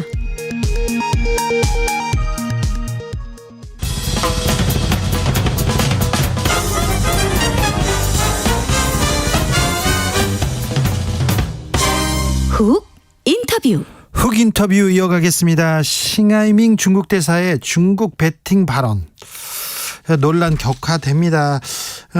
여야 신경전 넘어서 한중 관계 중요한 갈림길에 섰다는 위기감마저 나옵니다. 이 갈등 풀어야 될 텐데요. 외교적 해법을 찾아보겠습니다. 국민의힘 외교통입니다. 윤상현 국민의힘 의원 안녕하세요. 예, 안녕하세요. 네. 윤상현 의원입니다. 한중 관계 계속 긴장이 높아지고 있습니다. 예. 걱정입니다. 이제 좀 어떻게 좀 풀어주십시오. 예, 제가 어제 그저께 계속 예. 소위 말해서 그 싱하이밍 대사 추방하는 거 네. 그거는 해법이 아니다. 그렇죠. 예, 그렇게 가서는 안 된다. 이제는 예. 좀 더 냉각기, 소강기를 가지면서 네. 물밑 비공개 대화를 하자. 예. 그래서 문제의 본질이 뭔지 서로 허심탄회한 대화를 하고 예. 어떤 외교라는 게 그냥 감정적으로 하는 게 아니라 그렇죠. 냉철한 의식을 가지고 네. 국익 차원에서 바라보자. 이런 식의 목소리를 계속 네. 내고 있습니다. 네, 국민의힘에서도 이런 목소리가 좀 나와야 됩니다. 계속 강경 발언 파면시키자 그리고 대통령까지 나서서 위안스카이 얘기 나오니까 너무 격앙되지 않습니까?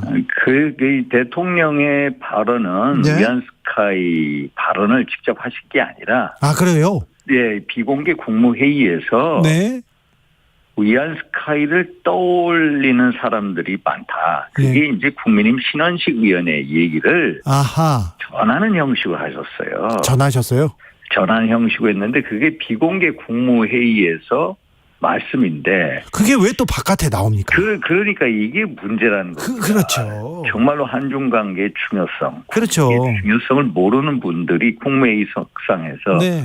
비공개에서 대통령이 개인적인 소회를 예. 확실하게 이렇게 여과 없이 전하잖아요. 예.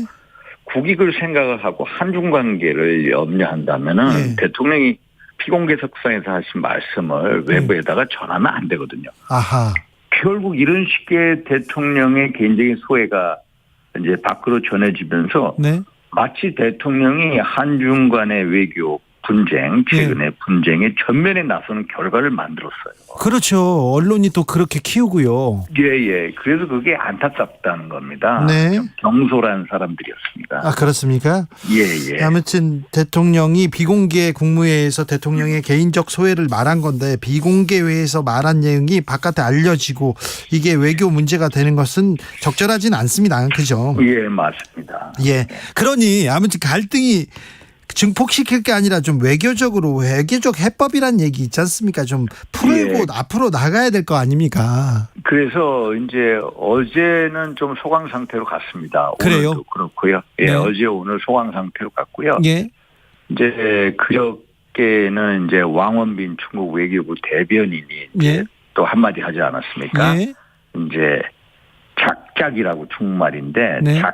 작이라는 게 우리 중국말에서 짜장면을 짝장면이라고 하는 작장면이라고 하는 예. 짜장면 하는데 그 작작이라는 말을 써서 예. 왕원빈 외교부 대변인이 작작하지 마라, 더 문제를 키우지 마라라고 얘기했고요.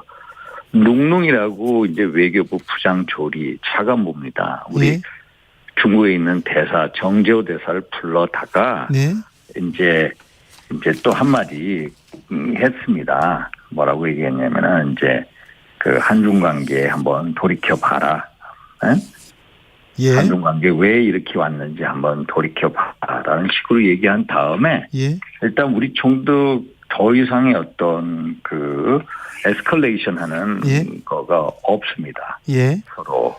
아마 제가 말씀드린 대로 이런 식으로 소강 상태로 가면서 물밑 대화를 해서 풀어 나가야 할 거라고 보고 있습니다. 네, 일단 갈등을 더 키우지 말고 이제 좀 봉합하고 앞으로 나가야죠. 중국은 여러 방면에서 보복할까봐 국민들은 좀 걱정이거든요.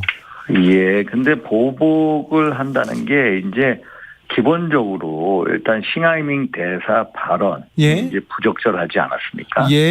사실 그 1961년 채택이 되고 1971년도에 우리 대한민국이 가입한 외교관계에 관한 비엔나 협약이라고 있습니다.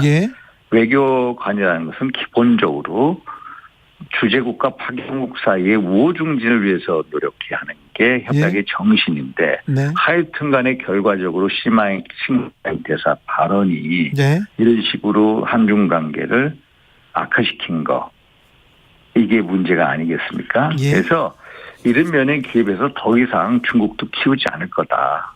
또 2016년, 17년도에 사드 보복 시기에 이제 오는 거 아니냐라는 두려움도 가진 분도 있는 것 같아요. 예, 그렇습니다. 그런데 이제 사드 때는 서로 당시 사드 배치를 반대하냐 찬성이냐 해가지고 우리 의견이 나뉘어져 있지 않았습니까? 국내 여론이.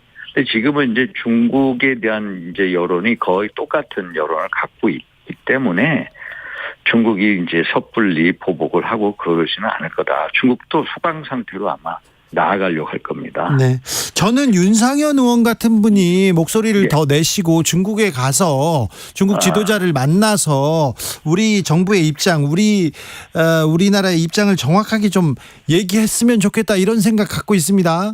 예, 저는 뭐 과거에 시진핑 주석도 몇 차례 뵙고요. 예. 지금 왕이 외교부장 하다가 이제 국무원 외교담당 예. 총 이제 오야봉 역할을 하지 않습니까? 대장이요. 네. 예, 또 리짠슈라고 당시 시진핑 주석의 비서실장이었습니다. 네네. 지금 전국인민대표회의 실질적 2인자라고 불리던 사람이요.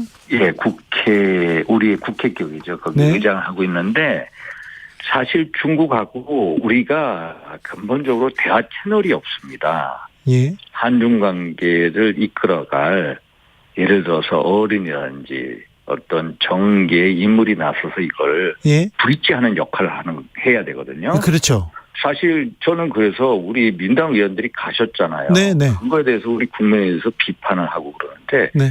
그게 비판할 게 아니라고 봅니다. 오히려 그렇죠. 얘기해야죠. 이럴 때. 의원들도 같이 가서 예. 우리가 한 목소리로 네. 싱하이밍 대사의 발언에 부적절한 거에 대해서 예. 얘기를 하고 예. 또 왜 한중 관계가 악화가 됐는지 네. 악화의 원인이 뭔지 예. 그래서 어떤 허심탄회한 대화로 이렇게 끌어내는 예. 좀 발상의 전환을 해야 되거든요. 그게 그렇죠. 바로 그게 외교 아닙니까? 그게 외교고. 정치고요. 예, 정부 차원에서도 그렇고 네. 의회 차원에서도 네.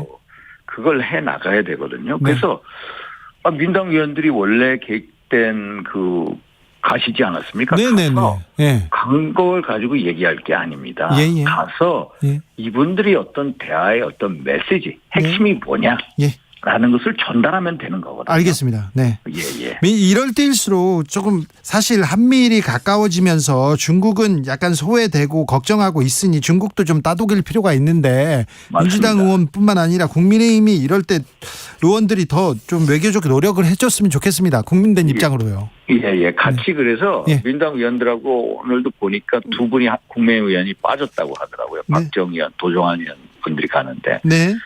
그래서 국민의힘 의원들 같이 가서 한 목소리로 이렇게 얘기를 하면 더 좋았을 텐데 하는 네. 아쉬움이 남습니다. 알겠습니다. 의원님은 어떻게 빨리 의원단을 꾸려가지고 한번 다녀오셨으면 좋겠어요. 네. 예. 참 무역 수지 적자도 걱정이고요. 대중 무역 수지 적자 계속 이어지면 우리 수출 빨간불 계속 되는데 이 문제 빨리 풀어야 되는데 그리고 중국 단체 관광객도 빨리 들어왔으면 한다는 생각도 있으니 이런 거는 좀 챙겨 주십시오. 예, 그러니까 우리가 2016년 7월에 사드 배치 결정을 내렸습니다. 네. 그리고 2017년 봄부터 이제 사드 배치가 실행이 되잖아요. 네. 그러면서 중국에서 한한령이라고 내렸습니다. 네. 그래서 소위 말해서 이제 롯데, 이마트 네. 이런 불매 운동이 있었고 또 아모레 퍼시픽도 마찬가지고요. 네. 또 관광 제한을 하지 않았습니까? 네. 관광. 또 판호라고 해가지고요. 판하오라고 해가지고 중국말로 이제 우리가 게임 업체들이 나가면은 이 허가증을 받아야 됩니다. 네. 미국하고 일본 기업들은 다 가지고 있는데 우리만 그걸 제한을 했어요. 그래서 제한을 하다가 작년부터 좀 풀리기 시작하는 거예요. 네. 이거를 제가 싱하이밍한테도 몇 번 만나서 풀어라 몇 번 얘기를 했거든요. 예. 그래서 윤석열 정부 들어가서 그걸 막 풀기 시작하는 거예요. 예. 좋은 찰나에 왔는데 또 이런 사건이 터져서 그렇죠. 안타까운데 외교라는 것은 이런 데서 지혜를 모으고 네. 또 그럼으로써 어떤 전화위복의 기회를 만들어가는 거. 네. 또 그게 또 바로 외교고 정치라고 봅니다. 알겠습니다. 예. 자, 정치 현안에 대해서도 여러 가지 조금 물어보고 싶은데요. 조금 짧게 대답해 주시면 제가 많이 물어볼게요. 예. 자, 김기현 대표 취임 100일 됐습니다. 예. 네. 그런데 김기현 국민의당 김기현 대표 실력 능력을 아직은 보여주지 않고 있는 것 같아요. 계속해서 지금 민주당 뉴스만 나옵니다. 민주당 뉴스가 좋은 뉴스는 아닙니다. 민주당한테. 그렇지만 김기현 대표 존재가 어찌 보십니까? 일단 김기현 대표는 솔직히 이제 지난번 3월 8일인가요? 전대에서 뽑으셨죠. 네. 당원 100% 투표에서 53%인가 받으셨어요. 예. 원래 처음 스타트할 때는 3%로 기억을 하고요. 예. 수직 상승을 했어요. 수직 그렇죠. 상승한 배경에는 이제 소위 말해서 대통령 측근들의 힘 모으기가 있었고요. 그렇죠. 그러다 보니까 이제 대중적인 인식이 이제 어떤 용산 출장소다 이런 좀 그런 인식도 있죠. 예, 그런 인식이 있는지 몰라도 하여튼간에 이제 그 여당발 뉴스가 안 나오고 야당발 뉴스가 많잖아요. 그렇죠. 네. 김남국, 권의역, 이재명 대표의 사법 리스크 문제 등등등. 그런데 우리는 한번 보십시오. 우리 당은 일단은 정부하고의 관계, 당정 관계가 대단히 안정화돼 있지 않습니까? 네. 과거 이준석 대표 체제에 비해서는 그렇죠. 무력화음이 잘 나오지 않잖아요. 그러니까 뉴스거리가 될 게 없는 거예요. 네. 뉴스거리가 될 게 없어. 그러니까 뉴스의 중심은 야당에 가 있고 또 야당은요 친명 비명 이렇게 티격태격하는 걸 보면서 일반 국민들이 변화에 대한 기대감을 가질 수 있겠다라는 생각이 들어요. 친명 비명 딱 하다가 어느 순간에 이재명 대표가 딱 사퇴할 거예요. 그래서 비대위로 전환이 되고 또 거기서 뭔가 변화 혁신을 만들어낼 거라는 보이지 않는 기대감. 근데 우리는 어떤 당의 이제 역동성이라든지 변화의 기대감이 상대적으로 낮은 거라. 상대적으로 낮다 보니까 뉴스의 중심에 가지 못하는. 잠시만요, 의원님. 그런데 민주당에서는 이재명 대표가 사퇴하리라고 봅니까? 이재명 대표가요. 결국에는 이제 어떤 그 8개월 전인가 그게 그 당 대표가 8개월 전, 임기 8개월 전이면 비대위 전환할 수가 있거든요. 그래서 당 대표의 여러 가지 사법적인 리스크 상황 때문에 저는 한 12월 정도에는 사퇴를 하고 본인이 원하는 비대위 연장을 가지 않겠나 이런 예측을 합니다. 자, 민주당에서 비대위를 꾸릴 거다. 비대위를 꾸려야 된다. 그런 얘기도 있었으나 아니다. 우리는 혁신기구 꾸려서 혁신위원장 김은경 교수, 금감원 부원장 출신 김은경 교수를 혁신위원장에 지금 임명했습니다. 속보로. 그런데 그래서 혁신위로 돌파하겠다 이렇게 이재명 대표는 생각하고 있는 것 같은데요. 근데요. 제가 개인적으로 저는 정말로 민당이 바로 서기를 바랍니다. 민당이 바로 서야 우리 국민의힘하고 선의의 경쟁을 합니다. 그렇죠. 변화 혁신의 경쟁을 해서 우리 정치 토양이나 정치가 발전하는 거거든요. 그렇죠. 그래서 일각에서는 민당이 죽으면 좋겠다. 아닙니다. 저희가 정치 오래 하면서 민당이 정말 바로 서야 되는데 뭐 좀 전에 제가 혁신위원장 누가 됐다는 거를 지금 우리 주 박사님께서 말씀 주셨는데 저는 혁신위원장을 제가 다른 당 의원으로서 말씀드린다면은 혁신위원장 임명보다 더 중요한 것은 혁신할 수 있는 당내 토양을 만드는 게 중요하다. 그래서 당내 토양에서 혁신의 걸림돌이 뭐냐면 이재명 대표의 이제 사법 리스크 문제, 또 최근에 돈봉투 의혹 문제, 또 계속해서 지금 뭐 수명 돈봉투 의혹 이런 사람들을 소환을 하겠다는 거 아닙니까? 또 그리고 김남국 의원에 대한 코인 비리 의혹 이런 거가 어느 정도 정리가 된 다음에 혁신을 돌렸어도 된다라는 거. 저는 그런 생각이고요. 진짜 혁신을 하려면요. 제가 개인적으로 저한테 물어봐서 김종인 전 비대위원장을 추천해 드리고 싶습니다. 그래요? 김종인 전 비대위원장 같은 분이 가셔서 옛날 기억하십니까? 2016년 총선 공천 때 정청래 또 우리 우리 이해찬 날렸죠. 그런 정도의 어떤 혁신을 각오를 해야 민주당이 바로 선다. 알겠습니다. 자, 그래서 이런 분이 가셔야 진짜 혁신이 된다. 혁신 경쟁 계속 나서야 되는데 과거 박근혜 정부 사람들 계속 출마 얘기 나옵니다. 우병우 전 민정수석 얘기도 나오고요. 조국 전 법무부 장관 얘기도 나오는데 윤상현이 보는 이 인물들의 출마 어떻게 이제 그분들이 나오는 게 결국 혁신 이런 면하고는 동떨어져 있는 거고요. 국민 정서가 녹록치 않은 게 사실입니다. 또 그러다 보니까 아마 혁신 경제 속에 공천의 가능성은 이제 크지 않을 것 같아요. 그런데 이제 뭐 공천 안 받더라도 본인의 개인적인 역량에 따라서 무속 출마도 가능한 거거든요. 그래서 조국 같은 분은 뭐 이제 관악에서 또 우리 그 우병우 전 수석 같은 경우에는 또 영주 자기 고향에 예. 그래서 이게 무소속으로 나왔을 때 전체적인 국민 정서하고 또 그 지역의 분위기는 확연히 다를 수가 있습니다. 아, 그래요? 예. 네. 그래서 그거는 그 다음에 한번 여론조사를 봐야 좀 감이 잡힐 것 같습니다. 알겠습니다. 예. 저 홍준표 대구시장은 요새 조금 화가 나신 것 같아요. 총선이 걱정이라면서 지도부 네. 좀 잘해야지. 대통령 측근조차 다 수도권 버리고 다 영남으로 지방으로만 간다 이런 얘기 하셨던데. 네, 정말로 주 박사님 우리 수도권 문제입니다. 제가 인천에 있지 않습니까? 예. 13개의 의석수 중에 우리 국내 의석수 2석입니다. 예.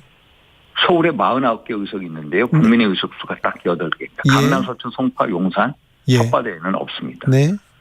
경기도도에 59개 의석이 있는데 원래 지난 총선에서 7개 의석 얻었습니다. 예. 더 빠집니다. 최근에 김학의 의원이 재보궐로 와서 8개 의석이거든요. 그러면 서울, 경기, 인천 121개 의석수 중에 우리 국민의 의석수 18개입니다. 예.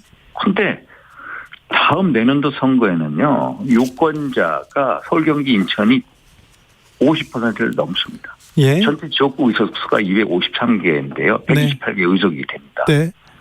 딱 이 반 이상이 됩니다. 결국 수도권에서 이겨야 됩니다. 수도권. 그렇죠. 수도권에서 이기기 위해서는 수도권 전략이 나와야 되고 메시지와 공약과 인물이 있어야 되는데 정말 홍준표 대표의 그 충정만큼 정말로 선거에 나올 인물이 없습니다. 아, 그래요? 그대로 없습니다. 국민의힘에 그 사람들이 다 줄 서고 있다는데요. 아닙니다. 그래요? 정말로 경쟁력이 있는 수도권 예. 네. 인물이 없고요. 네. 지금 서울, 경기, 인천의 여론조사 보면요. 예. 여론조사는 꼭 알려줘야 되는데 중앙일보 제가 보니까 중앙일보가 리서치앤리서치에 의뢰해서 네. 최근에 2,405명을 대상에 여론조사했는데 네. 서울, 경기, 인천 평균 각 지역별로 5, 6% 집니다. 아, 그래요? 오히려 지금 이 상황에서도 예. 정말로 서울, 경기, 인천이 전부 지집니다. 열세입니다. 네. 근데 나올 사람은 없습니다. 그러니까 홍준표 전 이제 그 대표 대구시장 같은 네. 이제 걱정을 하고 있는 게 사실입니다. 정말 저도 걱정입니다. 네. 1234님께서 윤상현 의원님이 당대표 되면 여야 협치 가능하다고 봅니다. 적어도 지금 여야 대표들이 만나서 밥은 먹고 있으리라고 봅니다. 이런 사람들이 많은데요. 정말로 그렇게 돼야 됩니다. 최근에요. 네. 이재명 대표하고 김기현 대표도 추경을 전제로 만나자고 제안해서 만나야 됩니다. 그래야죠. 뿐만이 만나야죠. 아니라 후쿠시마 오염수 문제 또 여러 가지 이제 뭐 정치 개혁 문제 만나야 길이 열리는 거 아닙니까? 예. 그래서 우리 그 김기현 대표님 요새 워딩을 보면 좀 안타까운 게 너무 그 야당 대표의 최전선에 공격수가 돼버렸습니다. 아, 그러니까요. 대표님은 네. 제가 개인적으로 보면 그런 말씀 드리고 싶어요. 그렇게 하실 필요가 없다. 네. 중국 공격할 필요 없어요. 오히려 돌파구를 열어야 된다. 예.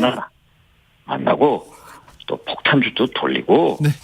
그러면서 공감대를 형성하고 거기서 또 잘하면 대통령하고의 면담도 만들고 그렇죠. 정치라는 거거든요. 네. 그렇게 해야 이 후쿠시마 오염수 문제라든지 네. 한중 관계 예. 이런 게 다 풀리게 되는 겁니다. 그렇죠. 이게 만나서 대화를 하고 정치를 해야지 되지. 이게 뭐 정치적 사건이 아닌 것도 다 정치화되지 않습니까? 양극화되고. 그래서 좀 우리 대표님께서 지금까지 무난하게 해 오셨는데 네. 좀 더 폭을 네. 광폭을 해 주십사라는 부탁의 말씀드립니다. 알겠습니다. 자, 윤상현 의원이 빨리 중국에 가셨으면 하는 생각이 있는데 예, 네, 예. 일정이 잡히면 그때 한번 모시겠습니다. 예. 국민의힘 윤상현 의원이었습니다. 감사합니다. 감사합니다. 네. 정치 피로, 사건 사고로 인한 피로, 고달픈 일상에서 오는 피로. 오늘 시사하셨습니까? 경험해보세요. 들은 날과 안 들은 날의 차이. 여러분의 피로를 날려줄 저녁 한 끼 시사. 추진우 라이브. 훅 인터뷰 이어가겠습니다. 거듭 송구하다는 말씀 드린다. 유가족과는 시기와 방법을 협의해서 만나겠다. 이렇게 용산구청장 박희영 용산구청장이 말했습니다. 하지만 유가족을 피해서 오전 7시에 출근을 하고요. 출입문을 닫아버렸습니다. 경찰 기동대 투입까지 요청했습니다. 박희영 용산구청장 집무실 앞에서는요. 소복 입은 이태원 참사 유족들이 울고 있습니다. 무엇 때문인지 좀 들어보겠습니다. 이정민 유가족협의회 대표 직무대행 모셨습니다. 네, 안녕하세요. 네, 이정민입니다. 안녕하냐고 묻기도조차 좀 죄송합니다. 자, 유가족들이 지금 용산구청 앞에서 시위를 하고 있습니다. 왜 그렇습니까? 그 7일 이제 보석으로 풀려난 날 네. 유가족들이 구치소 앞에서 이제 항의 시위를 하고 했죠. 또 당연히 그날 나와가지고 카메라 앞에서 네. 유가족들에게 최소한 사죄라도 할 줄 알았습니다. 네, 안 했어요? 예, 그런데 그냥 경찰 기동대를 불러가지고 유가족을 압박을 하는 동안에 자기는 그냥 도망쳐 버렸습니다. 그 자리에서. 그 자리에서도 그 다음에도 사과의 뜻 전하지 않았습니까? 네, 그런 건 전혀 없었습니다. 그렇습니까? 예. 지금 유가족협의회에서 박희영 구청장 출근 안 된다 이렇게 저지하는 이유는 무엇입니까? 우리는 그 박희영을 구청장으로 인정을 할 수가 없습니다. 무려 159명의 국민 생명이 세상을 떠날 수밖에 없도록 방치한 지자체장이 그 책임을 지지 않고 계속해서 무죄를 주장하고 있고 그 직을 유지하려는 그런 바람찬 행동을 우리가 묵과할 수가 없기 때문입니다. 네. 저는 근데 시위한다고 경찰의 기동대까지 투입 요청하는 건 이거는 좀 심하다 이런 생각도 하는데 이 부분은 유가족들은 어떻게 생각하십니까? 그 용산구청은 과연 그렇게 할 자격이 있는지 저는 묻고 싶습니다. 구청장 하나 지키자고 전 직원이 그냥 유가족을 털어맞고 그것도 모자라서 기동대 투입을 요청을 하고 사실 그런 의지로 10월 29일 밤에 용산구청에서 국민의 생명과 안전을 지키려는 노력을 구청장 지키려는 노력에 반만했더라도 그렇게 많은 청춘들이 세상을 떠나지는 않았을 겁니다. 박형 구청장이요. 시기와 방법을 협의해서 만나겠다 이렇게 보도자료도 냈어요. 그런데 유가족한테 어떤 제안이 왔을 거 아닙니까? 뭐 간접적으로 그러한 제안이 왔다고는 이야기는 들었는데요. 네. 저희는 우리 유가족들이 그 박형을 만날 이유가 하등의 이유가 없고요. 그 만남의 전제 조건은 구청장직을 사퇴하고 유가족들의 진정성 있는 사과를 한다고 할 때 그때는 저희가 만나는 것을 검토할 수 있지만 지금 현재 상황은 유가족들도 만날 생각이 없다. 네네. 네. 이상민 행안부 장관은 지금 탄핵 심판 중입니다. 자, 이런 장면은 유가족협의회에서는 어떻게 보고 있습니까? 이상민 장관도 박혜영과 마찬가지로 사퇴를 해야 됨에도 아직도 그 직을 유지하고 있습니다. 그 한결같이 정말 너무 뻔뻔합니다. 이상민은 행정안전부 장관으로서 아무런 역할도 한 것이 없고 아무런 역할도 할 줄을 모릅니다. 한마디로 할 줄 아는 게 없습니다. 그런데 행정안전부라는 중요한 자리에 그런 사람이 버티고 있다는 것이 과연 대한민국에 무슨 도움이 될지 저는 알 수가 없습니다. 자, 이태원 참사 진상규명은 아직도 되지 않았다.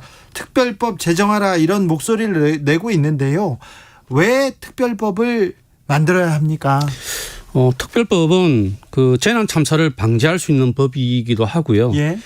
그 의문투성인 참사 발생 과정과 수습 과정을 조사해서 정확한 진상규명이 되어져야 합니다.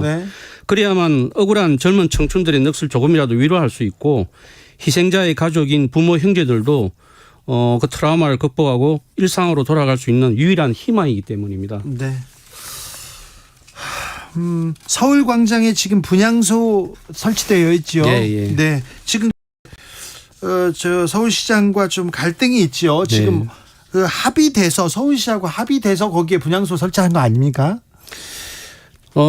저희가 분향소를 설치하고 광장 사용 허가를 신청을 했는데 뭐 특별한 이유 없이 불허를 했거든요. 그리고는 지금 불법 설치물이라고 지금 이야기를 하고 있습니다. 근데 서울시가 사실 불법 여부를 따질 자격이 없습니다. 서울시는 서울시내 한복판에서 그 159명의 생명을 보호하는 데 실패했고 예. 공직자로서의 직무를 다하지 못했기 때문에 네. 법적으로도 그 자리를 물러나야 하거나 또 수사를 통해서 그 죄를 물어야 합니다. 네. 그래서 그런 당사자가 뭐 불법이니 이런 이야기를 한다는 자체가 그런 저게 말이 안 된다고 저는 생각합니다. 뭐 국회가 열리고 수사가 계속됐지만 이태원 참사 그렇게 많은 젊은이들을 잃고서도 누구도 처벌하지 않았어요. 네. 경찰 담당자도 이렇게 행정 담당자도 누구도 하나 이렇게 책임을 지지 않고 있습니다. 너무 안타깝습니다. 애통합니다. 팀 트레이닝님께서는요. 유가족님께 죄송하고 감사합니다. 용산구청장은 자기가 잘못한 것도 모를 거예요. 끝까지 힘내주세요 얘기합니다. 저는 이 부분이 걱정이 돼요. 참사 230일 됐는데 옆에서 이제 그만하라 이렇게 얘기하는 사람들이 있잖아요. 보수 집회에서 또 2차 가해도 계속 됐었잖아요. 지금은 어떻습니까? 근데 그만하라고 이야기하신 분들의 제가 이제 여쭈고 싶은 것은 도대체 무엇을 그만해야 하는지 저는 묻고 싶은 심정이거든요. 그 생태 같은 자식을 하루아침에 잃어버렸습니다. 예. 우리가 과연 무엇을 어떻게 해야 될지조차도 잘 판단이 안 서는 상태입니다. 네. 근데 시간이 지날수록 저희가 더욱더 명확하게 이 참사의 진실을 우리는 알고 있지만 공식적으로 밝혀져야 된다고 저희는 생각을 하고 있습니다. 예. 그래서 이제 그만하라는 말은 그냥 아무것도 하지 말고 덮으라는 이야기인데, 그거는 그 어혹이 있음에도 그냥 무기력하게 그냥 있으라는 이야기거든요. 나보다 자신보다 더 소중한 자식들의 생명을 잃었어요. 그런데 그런 얘기를 하는 것 자체 저는 그 보수단체가 그 앞에서 계속 괴롭히고 했지 않습니까? 그 부분 좀 사라졌어요.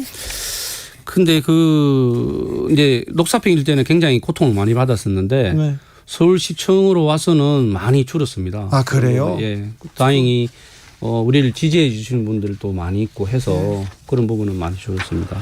오경민님께서 진상규명을 위해서 책임 있는 자 책임을 지세요. 행한 분은 참사에 대한 책임 있는 행동을 하세요. 이렇게 얘기합니다. 시간이 흐르면서 국민적 관심도 조금씩 흐려지고 있어요. 마지막으로 국민들에게 한마디 부탁드리겠습니다. 네, 어떠한 상황이나 어떠한 경우에도 생명의 위협을 받거나 생명을 잃을 수 있는 위험이 있어서는 안 됩니다. 네. 안전에는 어떠한 대상이 없습니다. 어느 누구라도 위험에 노출되어 있습니다. 그러므로 국가는 끊임없이 국민의 안전을 들여다보고 대비를 해야 됩니다. 그런 국가를 만들기 위해서는 국민의 관심이 절대적으로 필요합니다.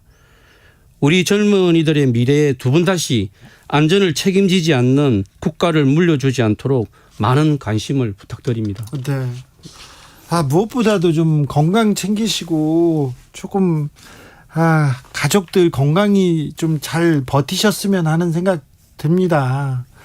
아직도 거리에 계시니 이 참사가 지금 200여일이 지났는데 왜 정부는 없고 책임지는 사람도 없고 왜 유가족들이 거리에서 이렇게 울부짖어야 되는지 참 미안하고 죄송합니다. 네, 힘내주십시오. 네, 열심히 노력하겠습니다. 네, 뭐라고 말하기가 어렵습니다. 네. 이정민 유가족협의회 대표 직무대행 만나봤습니다. 감사합니다. 네, 고맙습니다. 교통정보센터 다녀오겠습니다. 이현 씨. 네, 영동고속도로 인천 쪽으로 경기권의 정체가 전체 26km 구간입니다. 양지에서 용인 휴게소 쪽으로 정체고요. 다시 동수원부터 속도가 많이 떨어지는데요. 반월 터널 쪽으로 답답합니다. 군자 분기점에서 서창 쪽으로도 차가 많습니다. 중부고속도로 남이 쪽으로는 오창 부근에서 작업 여파를 받고 있습니다. 오창과 남이 사이가 전면 통제되면서 우회하느라 4km가량 정체가 이어지고 있고요. 하남 쪽으로 가신다면 경기 광주 부근에 고장난 차가 발생했습니다. 이 지역에는 지금 강한 소나기까지 내린 터라 이동이 더 어려워진 모습인데요. 경기 광주 분기점 부근부터 10km 구간에서 천천히 이동하고 있습니다. 서울은 강변북로 구리 쪽으로 방화에서 성산대교, 다시 원효대교에서 구리 시계 쪽으로 밀려가고 있는데요. 구리 시계를 못 가서 1차로에 고장난 차가 있습니다. KBS 교통정보센터였습니다.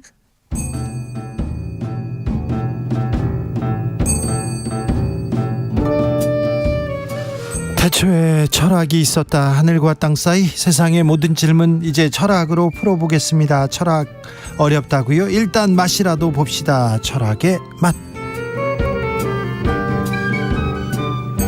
정치 철학자 김만건 박사 어서 오세요. 예, 안녕하십니까. 조형근 소셜랩 접경지대 소장 어서 오세요. 예, 안녕하십니까. 네. 오늘은요 좀 어려운 문제 이렇게 고민해 보겠습니다. 남성에서 여성으로 성전환을 한 사람이 있습니다. 사이클 선수가요 최근 국내 대회에 우승했어요. 그런데 공정성 상실했다, 아니다, 여성 역차별하고 있다, 이런 논란이 시작됐습니다. 이 사이클 선수는 이 공개적으로 논란에 대해서 고민하고 토론해 달라고 일부러 이 대회에 나섰다고 합니다. 자, 선생님들은 어떻게 생각하십니까? 아니 뭐 이렇게 시작하기 전에 좀 말씀드려야 될 게 이 문제는 저희 뭐 제가 들어오기도 전에도 이제 그 조영근 소장님께도 말씀드렸는데 남자 셋이 앉아서 할 이야기는 아닌 것 같다. 아, 네. 그래 조금 이제 그 다른 그 당사자나 아니면 이제 여성 전문가들이 있죠. 전문가들이 좀 있었으면 좋았겠다라는 생각이 좀 들었는데요. 그런데 뭐 적어도 이번에 나하린 선수의 이제 그 말은 되게 중요한 말인 것 같아요. 이런 것들이 공적 이슈가 돼서 사람들이 이 문제를 가지고 토론했으면 좋겠다라는 건 상당히 중요한 게 뭐냐면 이런 토론이 없으면 그 사람들의 존재 자체가 보이지 않거든요. 그래서 어떻게 보면 공적 토론이 있다라는 것은 그것이 논란이 된다고 할지라도 사회가 그 존재들, 우리 소수의 존재들에게 관심을 가지고 있고 그것들을 어떻게 포용할 것인가에 대해서 논의를 출발할 수 있고 그리고 이제 그 존재 자체를 우리 인식할 수 있는 계기들이 되기 때문에, 제대로 인식할 수 있는 계기들이기 때문에 상당히 그런 그런 논의를 원했던 건 아닌가라는 생각이 듭니다. 그래서 그 논의를 원했던 그 부분은 절실히 공감하는 부분입니다. 예, 이 문제가 사실은 참 어려운 문제다라고 생각이 들고요. 네. 우선 하나는 참 또 다른 한편으로는 우리를 제대로 좀 토론을 하면 참 많은 걸 배울 수 있는 그런 주제이기도 하다. 우선 하나는 공정성이란 뭔가 이걸 고민해 볼 수 있는 같은 여성이면 같이 공정한 거냐라고 하는 두 번째 공정성이라는 게 뭐냐, 그냥 과학적으로 기계적으로 결정되는 거냐 아니면 사회적으로 결정되는 거냐, 이런 여러 가지 고민을 할 수 있게 해주고요. 또 하나는 흔히 저희가 이제 양성, 그렇죠? 여성과 남성이라고 하는 양성 구별이 과연 그렇게 자명한 것인가라고 하는 이런 질문을 던져볼 수 있게 할 것 같아요. 예를 들면 저희가 요즘 최근에는 그런 이분법이 아니고 성별 구별이라는 거는 정말 연속적인 것이다. 이런 얘기를 많이 하죠. 그래서 굉장히 성이 많고 다양하고 그래서 예전에는 그냥 성기로 구별을 했잖아요. 외부 성기로. 근데 지금은 염색체 수준으로 내려가도 그게 동시에 가진 사람들도 있고. 나는 여자이기도 하고 남자이기도 하다, 그런 사람도 있고요. 그런 걸 부정하는 사람들. 어떤 사람은 나는 오늘은 남자였는데 내일은 여자야, 이런 거 이런 사람도 있어요. 그렇게 다양합니다. 그래서 이 문제가 그렇게 쉬운 문제가 아니기 때문에 우리가 어느 하나가 그냥 맞다라고 손들어주는 게 중요한 게 아니고 우리 사회가 앞으로 두고두고 계속 토론할 거리다. 자, 우리가 토론해야 되는데 우리가 선진국에서, 그리고 우리 정도 수준에서 굉장히 이 부분에 대해서는 토론을 꺼립니다. 얘기하고 싶지도 않고요. 또 혐오하기도 합니다. 그래서 우리가 또 더 얘기해야 되는데 얼마 전에 이런 일이 있었습니다. 미국 시애틀에서 한인이 운영하는 여성 전용 찜질방이 있어요. 근데 거기에 성전환 수술을 받지 않는 트랜스젠더가 왔는데 입장을 허용하지 않은 거예요. 이 부분에 대해서 지방법원이 차별금지 위배 판결을 내렸습니다. 그러니까 뭐 벌금을 내야 될 것 같습니다. 이 결정을 두고도 갑론을박이 있는데, 미국에도 있는데, 이 부분도 곧 우리가 이런 그 판결 보게 될 거거든요. 우리나라에서도. 우리나라에서 그런 판결을 보게 되면 되게 기쁜 일이죠. 차별금지법이 있다는 뜻이니까. 예, 그동안 차별금지법을 제정하기 위해서 엄청 노력해 왔는데 차별금지법이 제정이 계속 안 되고 있는 거고, 차별금지법이 제정되지 않는 가장 중요한 이슈가 성소수자에 대한 차별 부분이고, 그 성소수자에 대한 차별 부분을 제외하고 차별금지법을 제외하자는 뭐 말도 있는데, 그렇게 되면 차별금지법 자체가 차별이 되어버리기 때문에 사실 그런 식으로 차별금지법은 우리가 제정을 하지를 못하는 거죠. 그래서 만약에 저는 그런 논란이 있다고 한다면 우리는 오히려 행복한 상태에 들어간 거다라는 생각이 들고요. 그리고 그 논란 전에요. 지금 논란에 대해서 얘기하자면 홍준표 대구시장이 퀴어 축제 99% 시민 불편하다. 1%를 위해서 99%가 이렇게 99%는 권익은 중요하지 않느냐. 집회를 하려면 다른 데서 해라. 1%도 안 되는 성소수자의 권익만 중요해야 되냐. 이러면서 나는 반대다. 이렇게 얘기를 하는데. 행정은 광장을 쓰겠다는 사람들, 나와서 뭔가 축제를 하겠다는 사람들이 그 내용을 따지는 게 아니고 그 사람들이 잘할 수 있게 해주는 게 행정입니다. 그걸 가지고 가치 판단을 하는 영역은 따로 있죠. 저희가 윤리학도 있고 정치도 있고 이런 것들이 얘기를 하고 공론을 만들고 하는 것인데 행정이 그런 걸 판단하면 안 됩니다. 행정은 예컨대 그것이 명백하고 현존하는 사회적 위협이 되는가. 그래서 이거는 막을 수 없다. 굉장히 근거가 구체적이어야 되죠. 그런 게 아니면 서비스해야죠. 그거는 이게 이런 뭐 차별금 이런 문제 이전에 행정에 대한 기본적인 생각이 저는 좀 잘못됐다고 생각합니다. 집회하면 거의 대부분의 시민들이 불편합니다. 아니 뭐 그게 문제가 아니라 이건 또 뭐 불편하게 하겠다는 것도 아니고 어떻게 보면 이제 어떻게 뭐 축제의 성격이나 그런 거 가진 이제 집회도 금지를 하겠다라는 거잖아요. 대부분 다 보면. 그런데 여기 들여다가 보면 많은 사람들이 이제 집회는 사실은 신고제잖아요. 자유로운 국가에서는 그거는 그 집회의 내용을 웬만해서는 판단하지 않는다라는 거고요. 그 집회의 내용을 우리가 행정에 판단하기 시작하면 그때부터 허가제가 되어버리는 거거든요. 그렇죠. 검열이네요. 그렇죠. 검열이 되어버리는 권리가 거니까요. 없습니다. 그래서 행정이 원래 그렇게 해서는 안 되는 일이고요.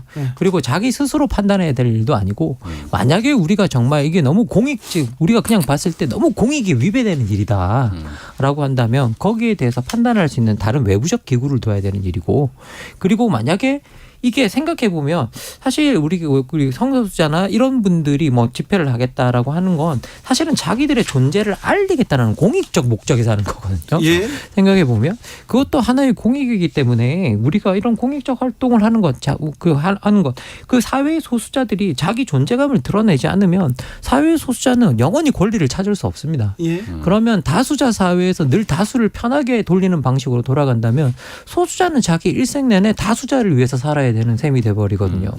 그럼 그 소수자도 자기의 삶이 있고 그리고 누구라도 소수자뿐만 아니죠. 모든 개인이 자기의 좋은 삶을 살 권리가 있다고 한다면 자기 삶을 실현할 수 있는 어떤 하나의 보장된 헌법적 자유로서 집회를 하겠다는데 이걸 막을 이유는 없는 거죠. 성소수자의 권리를 보장받지 못하고 있다. 차별받는다 한국에서는 이렇게 생각해서 서울 퀴어 페스티벌이 이렇게 열리면 각국 대사들이 미국 대사를 비롯 각국 대사들과 대사 부인들 대사관 사람들이 다 여기에 참석합니다. 그래서 한국도 이 부분 좀 또 열어야 된다, 뭐 토론해야 된다 이렇게 얘기하는데 이번에는요 서울광장 보통 서울광장에서 이렇게 허가했었거든요. 서울광장 허가를 불허해가지고 지금 을지로 일대에서 서울 퀴어 페스티벌이 다음 달 1일에 열립니다. 조금 한 걸음씩 나가던 사회가 지금 역행한다 이렇게 성소수자들은 주장합니다. 이게 지금 보니까 이슈를 한번 찾아보니까 이걸 결정하는 게 이게 행사가 겹치면 신청 주체가 겹치면은 아마 열린광장 운영 시민위원회 이런 곳에서 아마 심의를 하게 돼 있나 봐요. 제가 또 위원회라는 게 또 이게 근데 보니까 이게 이제 그 회의록이 공개가 됐는데 내용을 그 서울시에서 공식적으로 이야기를 할 때는 집회가 겹쳤을 때는 다른 쪽이 청소년 쪽, 뭐 어린이 청소년 쪽이 우선한다. 그렇게 해서 그쪽으로 줬다. 라고 이야기를 하는데 실제 그 안에 회의록 공개된 데는 익명입니다만 이 위원들이 이 성소수자들에 대한 혐오 발언을 거침없이 하고 있거든요. 그래서 안 된다고. 그래서 이것은 사실은 우리 사회가 더불어 사는 사회, 특히 아까 뭐 우리 김만권 선생님께서도 얘기했지만 소수자들일수록 사실은 더 우리가 그 얘기를 할 수 있게 보장해 주는 게 민주주의 사회잖아요. 원래 다수자들은 보장해 주지 않아도 이야기 이미 충분히 스피커를 갖고 있고 이야기를 많이 하고 있는데 그들을 보기 싫은 데 가서 너네끼리 하라라고 이야기하면 그거는 민주주의 사회의 본질에 위배되죠. 예, 뭐 실제 우리가 살면서 이제 뭐 다수자와 소수자들이 항상 같이 어울려 살아가게 되고요. 그리고 근본적으로 많은 사람들이 다수자의 편에 서는 이유는 하나밖에 없어요. 소수자가 되었을 때 받는 억압을 알고 있거든요. 네. 그래서 사실 소수자가 되는 억압에 대한 공포가 알게 모르게 내재되어 있고 우리가 사실 사회생활하다 보면 우리가 눈치 보고 사람 많은 쪽으로 가잖아요. 그 이유가 뭐냐라고 하면 사람 많은 쪽에 섰을 때 안전하다고 생각하기 때문이거든요. 그렇습니까? 예, 대부분 식당도 그렇습니까? 뭐 식당의 문제는 좀 다르고요. 네네. 예. 그런데 이제 우리가 기본적으로 사람이 많은 쪽이 안전하다고 자꾸 생각해서 그쪽으로 이제 움직이게 되고, 예. 그리고 사람은 자기의 안전을 찾게 되고, 그러면 안전한 쪽은 다수 쪽이고 다수의 의견에 동조할 때 사회적으로 자기 안전을 확보할 수 있는 부분이 있는데, 사실 소수자가 된다라는 건 사회적으로 알게 모르게 우리는 뭐 그렇게 생각하지 않지만 자기가 하고 싶은 말을 할 수 없는 상황에 놓이게 된다는 뜻일 수도 있거든요. 네. 생각해보면 수많은 사람들이 자기의 성적 지향성을 밝히지 못하는 경우들이 많습니다. 우리나라에서는 더더욱 그렇습니다. 뭐 많은 분들이 이게 그 지방에 있는 어떤 성적으로 그 뭐라고 해요, 자기가 기존의 사회가 말하는 것과 다르다고 느끼는 청소년들은 자기의 성적 지향성을 내내 숨기다가 필사적으로 서울로 올라옵니다. 지방에서 벗어나서 그렇게 올라오는 이주하는 경우가 상당히 많거든요. 예. 그건 결국은 자기가 살고 있는 가족이나 이런 모여 있는 그런 동네에서 자기의 성적 지향성 같은 것들이 드러났을 때 자기와 가족의 삶이 어떻게 파괴될지 알고 있는 거예요. 예. 그래서 그 부분에 대해서 밝히지도 못하는 상황이었다가 서울에 와서 처음으로 두려워하면서 생활하고 자기와 같은 사람들을 찾아다니다가 우연히 그렇게 자기와 같은 사람들을 만나게 되면 거기서 해방의 공간을 발견하고 이제 그러는 경우가 상당히 많아요. 이게 서울 퀴어 축제도 그런 장소 중에 하나였어요. 사람들이 나와서 내가 처음으로 안전하게 사람들과 나와 지향성이 비슷한 사람들과 즐길 수 있는 그런 장소가 되고 있거든요. 사실 모든 사람들이 그렇게 억압받는 상황 속에서 자기가 자유롭게 그나마 우리가 그 공간 속에서는 이렇게 해도 괜찮아라고 하는 공간일 수 있는데, 그런 공간을 이런 방식으로 억압하고 배제한다라는 건 저는 우리가 함께 살아가는 세상 속에서 이게 정말 이렇게까지 할 필요가 있을까라는 생각이 저 개인적인 생각입니다. 예. 속보 말씀드리겠습니다. 오늘 낮 대구 서구 한 공장에서 발생한 화재와 관련해서 대응 단계가 1단계에서 2단계로 상향됐습니다. 인명 피해 여부는 지금 확인 중인데요. 소방당국은 헬기 4대를 비롯해서 소방력 169명과 차량 60대 등을 현장에 투입한 상황입니다. 대구 서구 중리동에서 공장 화재입니다. 대응 2단계로 상향됐습니다. 이런 거 밝혀줘야 됩니다. 네. 뉴스에서. 네. 다시 돌아오겠습니다. 성소수자 얘기로. 근데 다른 분야에 대해서는 우리나라가 의식적으로도 많이 이렇게 선진화됐다. 이제 열려 있다. 어느 정도 토론도 한다. 이렇게 얘기합니다. 뭐 아직도 정치 지향을 가지고 뭐 팍 터지게 싸우는 사람들도 있긴 하지만 그런데 성소수자 문제에게는요, 누구도 얘기를 안 해요. 저는 친구들의 얘기를 잘 듣는 편이었어요. 그리고 친구들이 이렇게 좀 어려움을 겪으면 이렇게 좀 도와주는 편이었어요. 그래서 괴롭히는 아이들을 못 괴롭히게도 하고 돈 뺏으면 못 뺏게도 하고 막 그랬는데, 저한테 나는 성소수자야 이런 얘기를 한 친구가 한 명도 없어요. 그래서 내가 저를 좀 반성하기도 했는데, 주변에 있었을 거 아니에요. 우리나라는 밖에 꺼내는 경우가 거의 없어요. 저는 중학교 때, 고등학교 때, 대학교 때 그런 친구를 본 적이 없어요. 뭐 이게 선생님 저는 개인적으로 경험이 있습니다.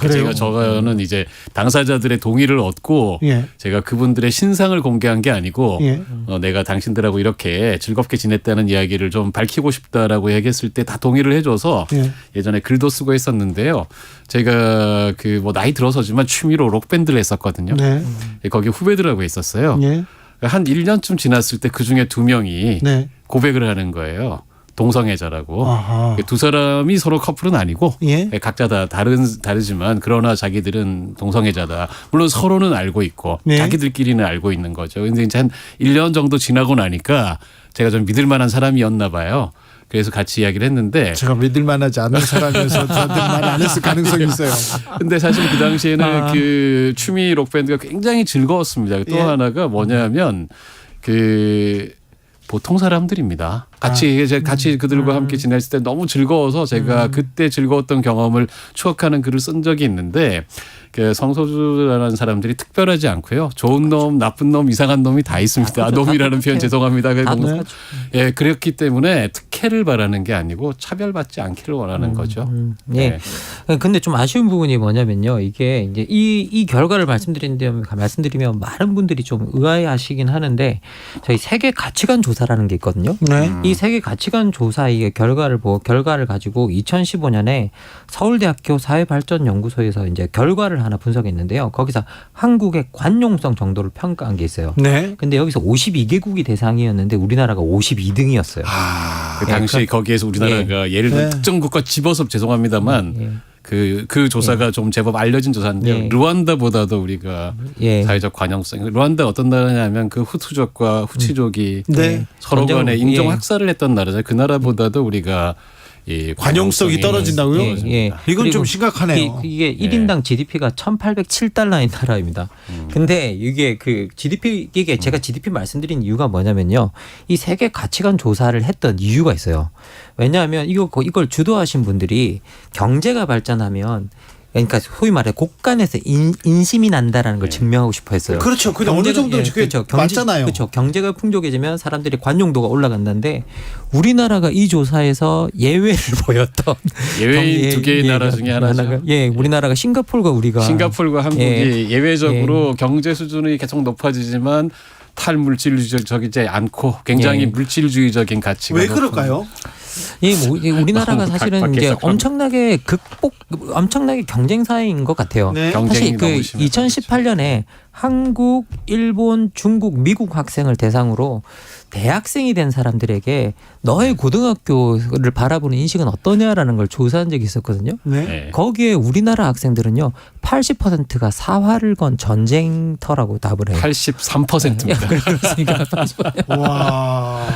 그리고 함께하는 광장이라는 답은 17%밖에 안 됐습니다. 그밖에 되지 않습니다. 그래서 이제 우리가 이게 들여다보면 사실 이게 자라면서부터 계속 엄청난 경쟁 속에서 크고 있고요. 그렇죠. 이게 다른 국가와 비교하면 그 수치가 비교가 되지 않을 정도로 우리나라 대학생들이 고등학교를 그렇게 바라보고 있거든요. 자, 청소년 자살률, 성인 자살률도 마찬가지고요. 그리고 저출생 뭐 이런 거 다 거기에서 비롯된 겁니다. 이 사회 구조적 문제가.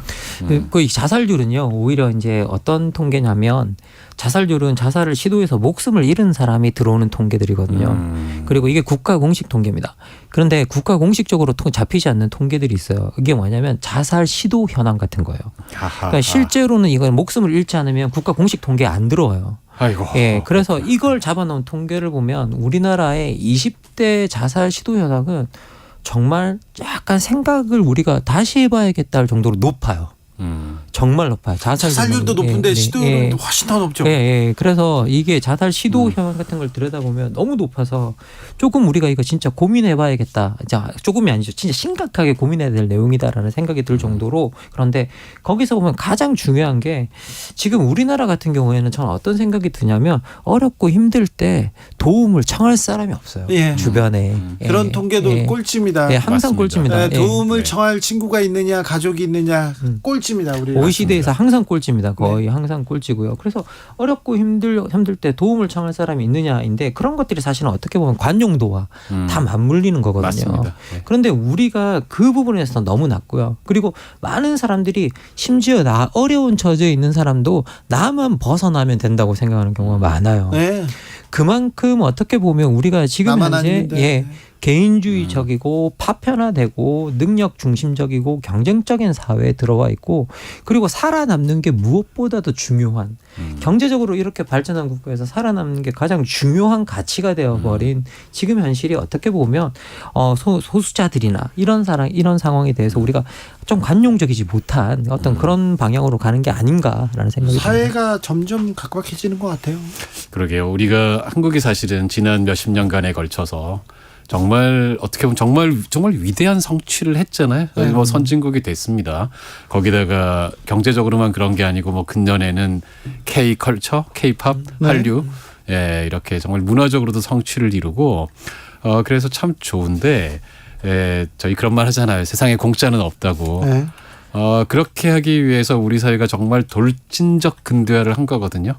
예, 정말 남들이 정말 100년, 200년씩 걸렸던 일들을 아주 무리하게 정말 심하게 이렇게 했던 거죠. 예를 들면 제가 주변에서 봤어요. 저희 그 아이돌 준비하는 이렇게 하려고 하는 이게 즐거워서 노래 부르고 춤추는 거잖아요.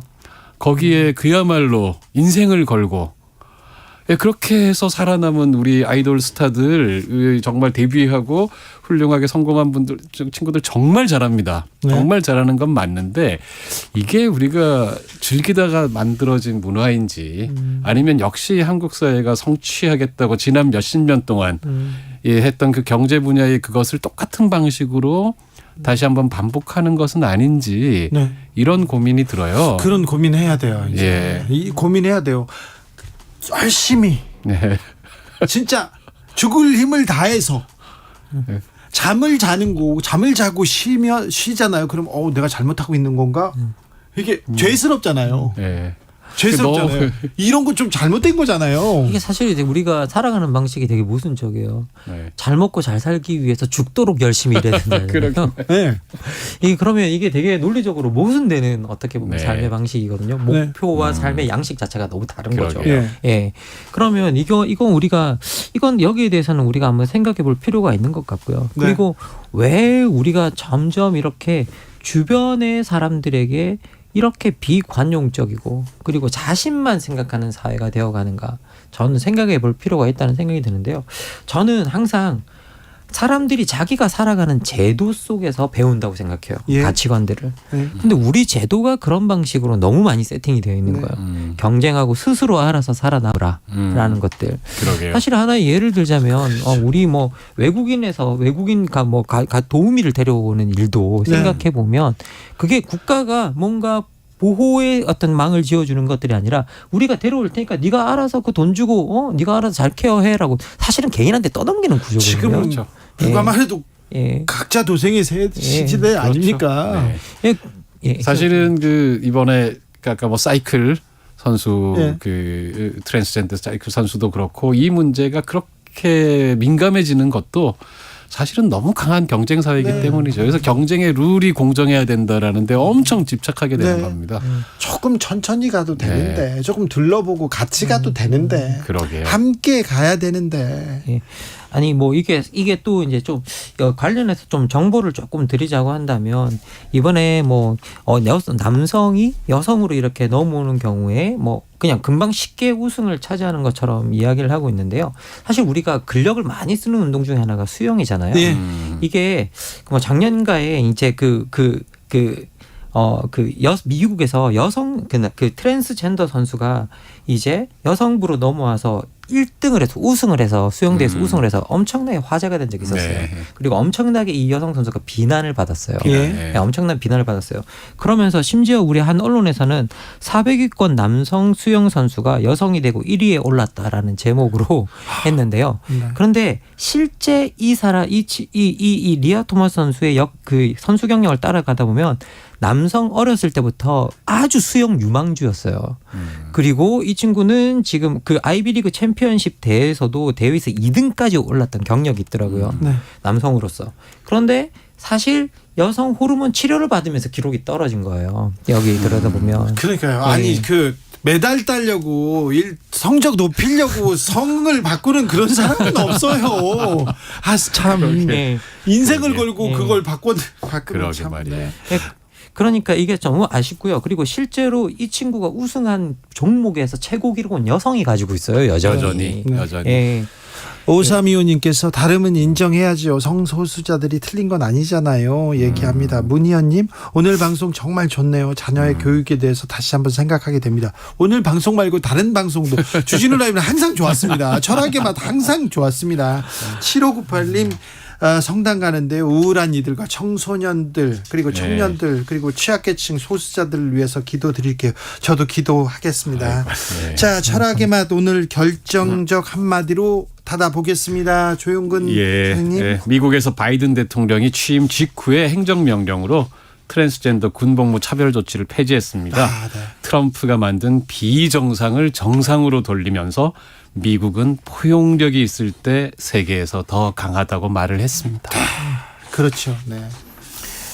뭐 김만곤 박사님. 다른 말 드릴 게 아니라 앉아서 한 번만 10초만 이야기해 보시면 다 그냥 평범한 우리 같은 이웃입니다. 친구고요, 이웃이고요, 다 똑같아요. 그렇다고 해서 이게 뿔 달린 것도 아니고요. 얼마나 착하고 좋은 사람들인데 그렇게 어떤 경우에도 차별은 안 됩니다. 왜 혐오는 안 됩니다. 혐오할 차별할 권리는 누구도 갖고 있지 않습니다.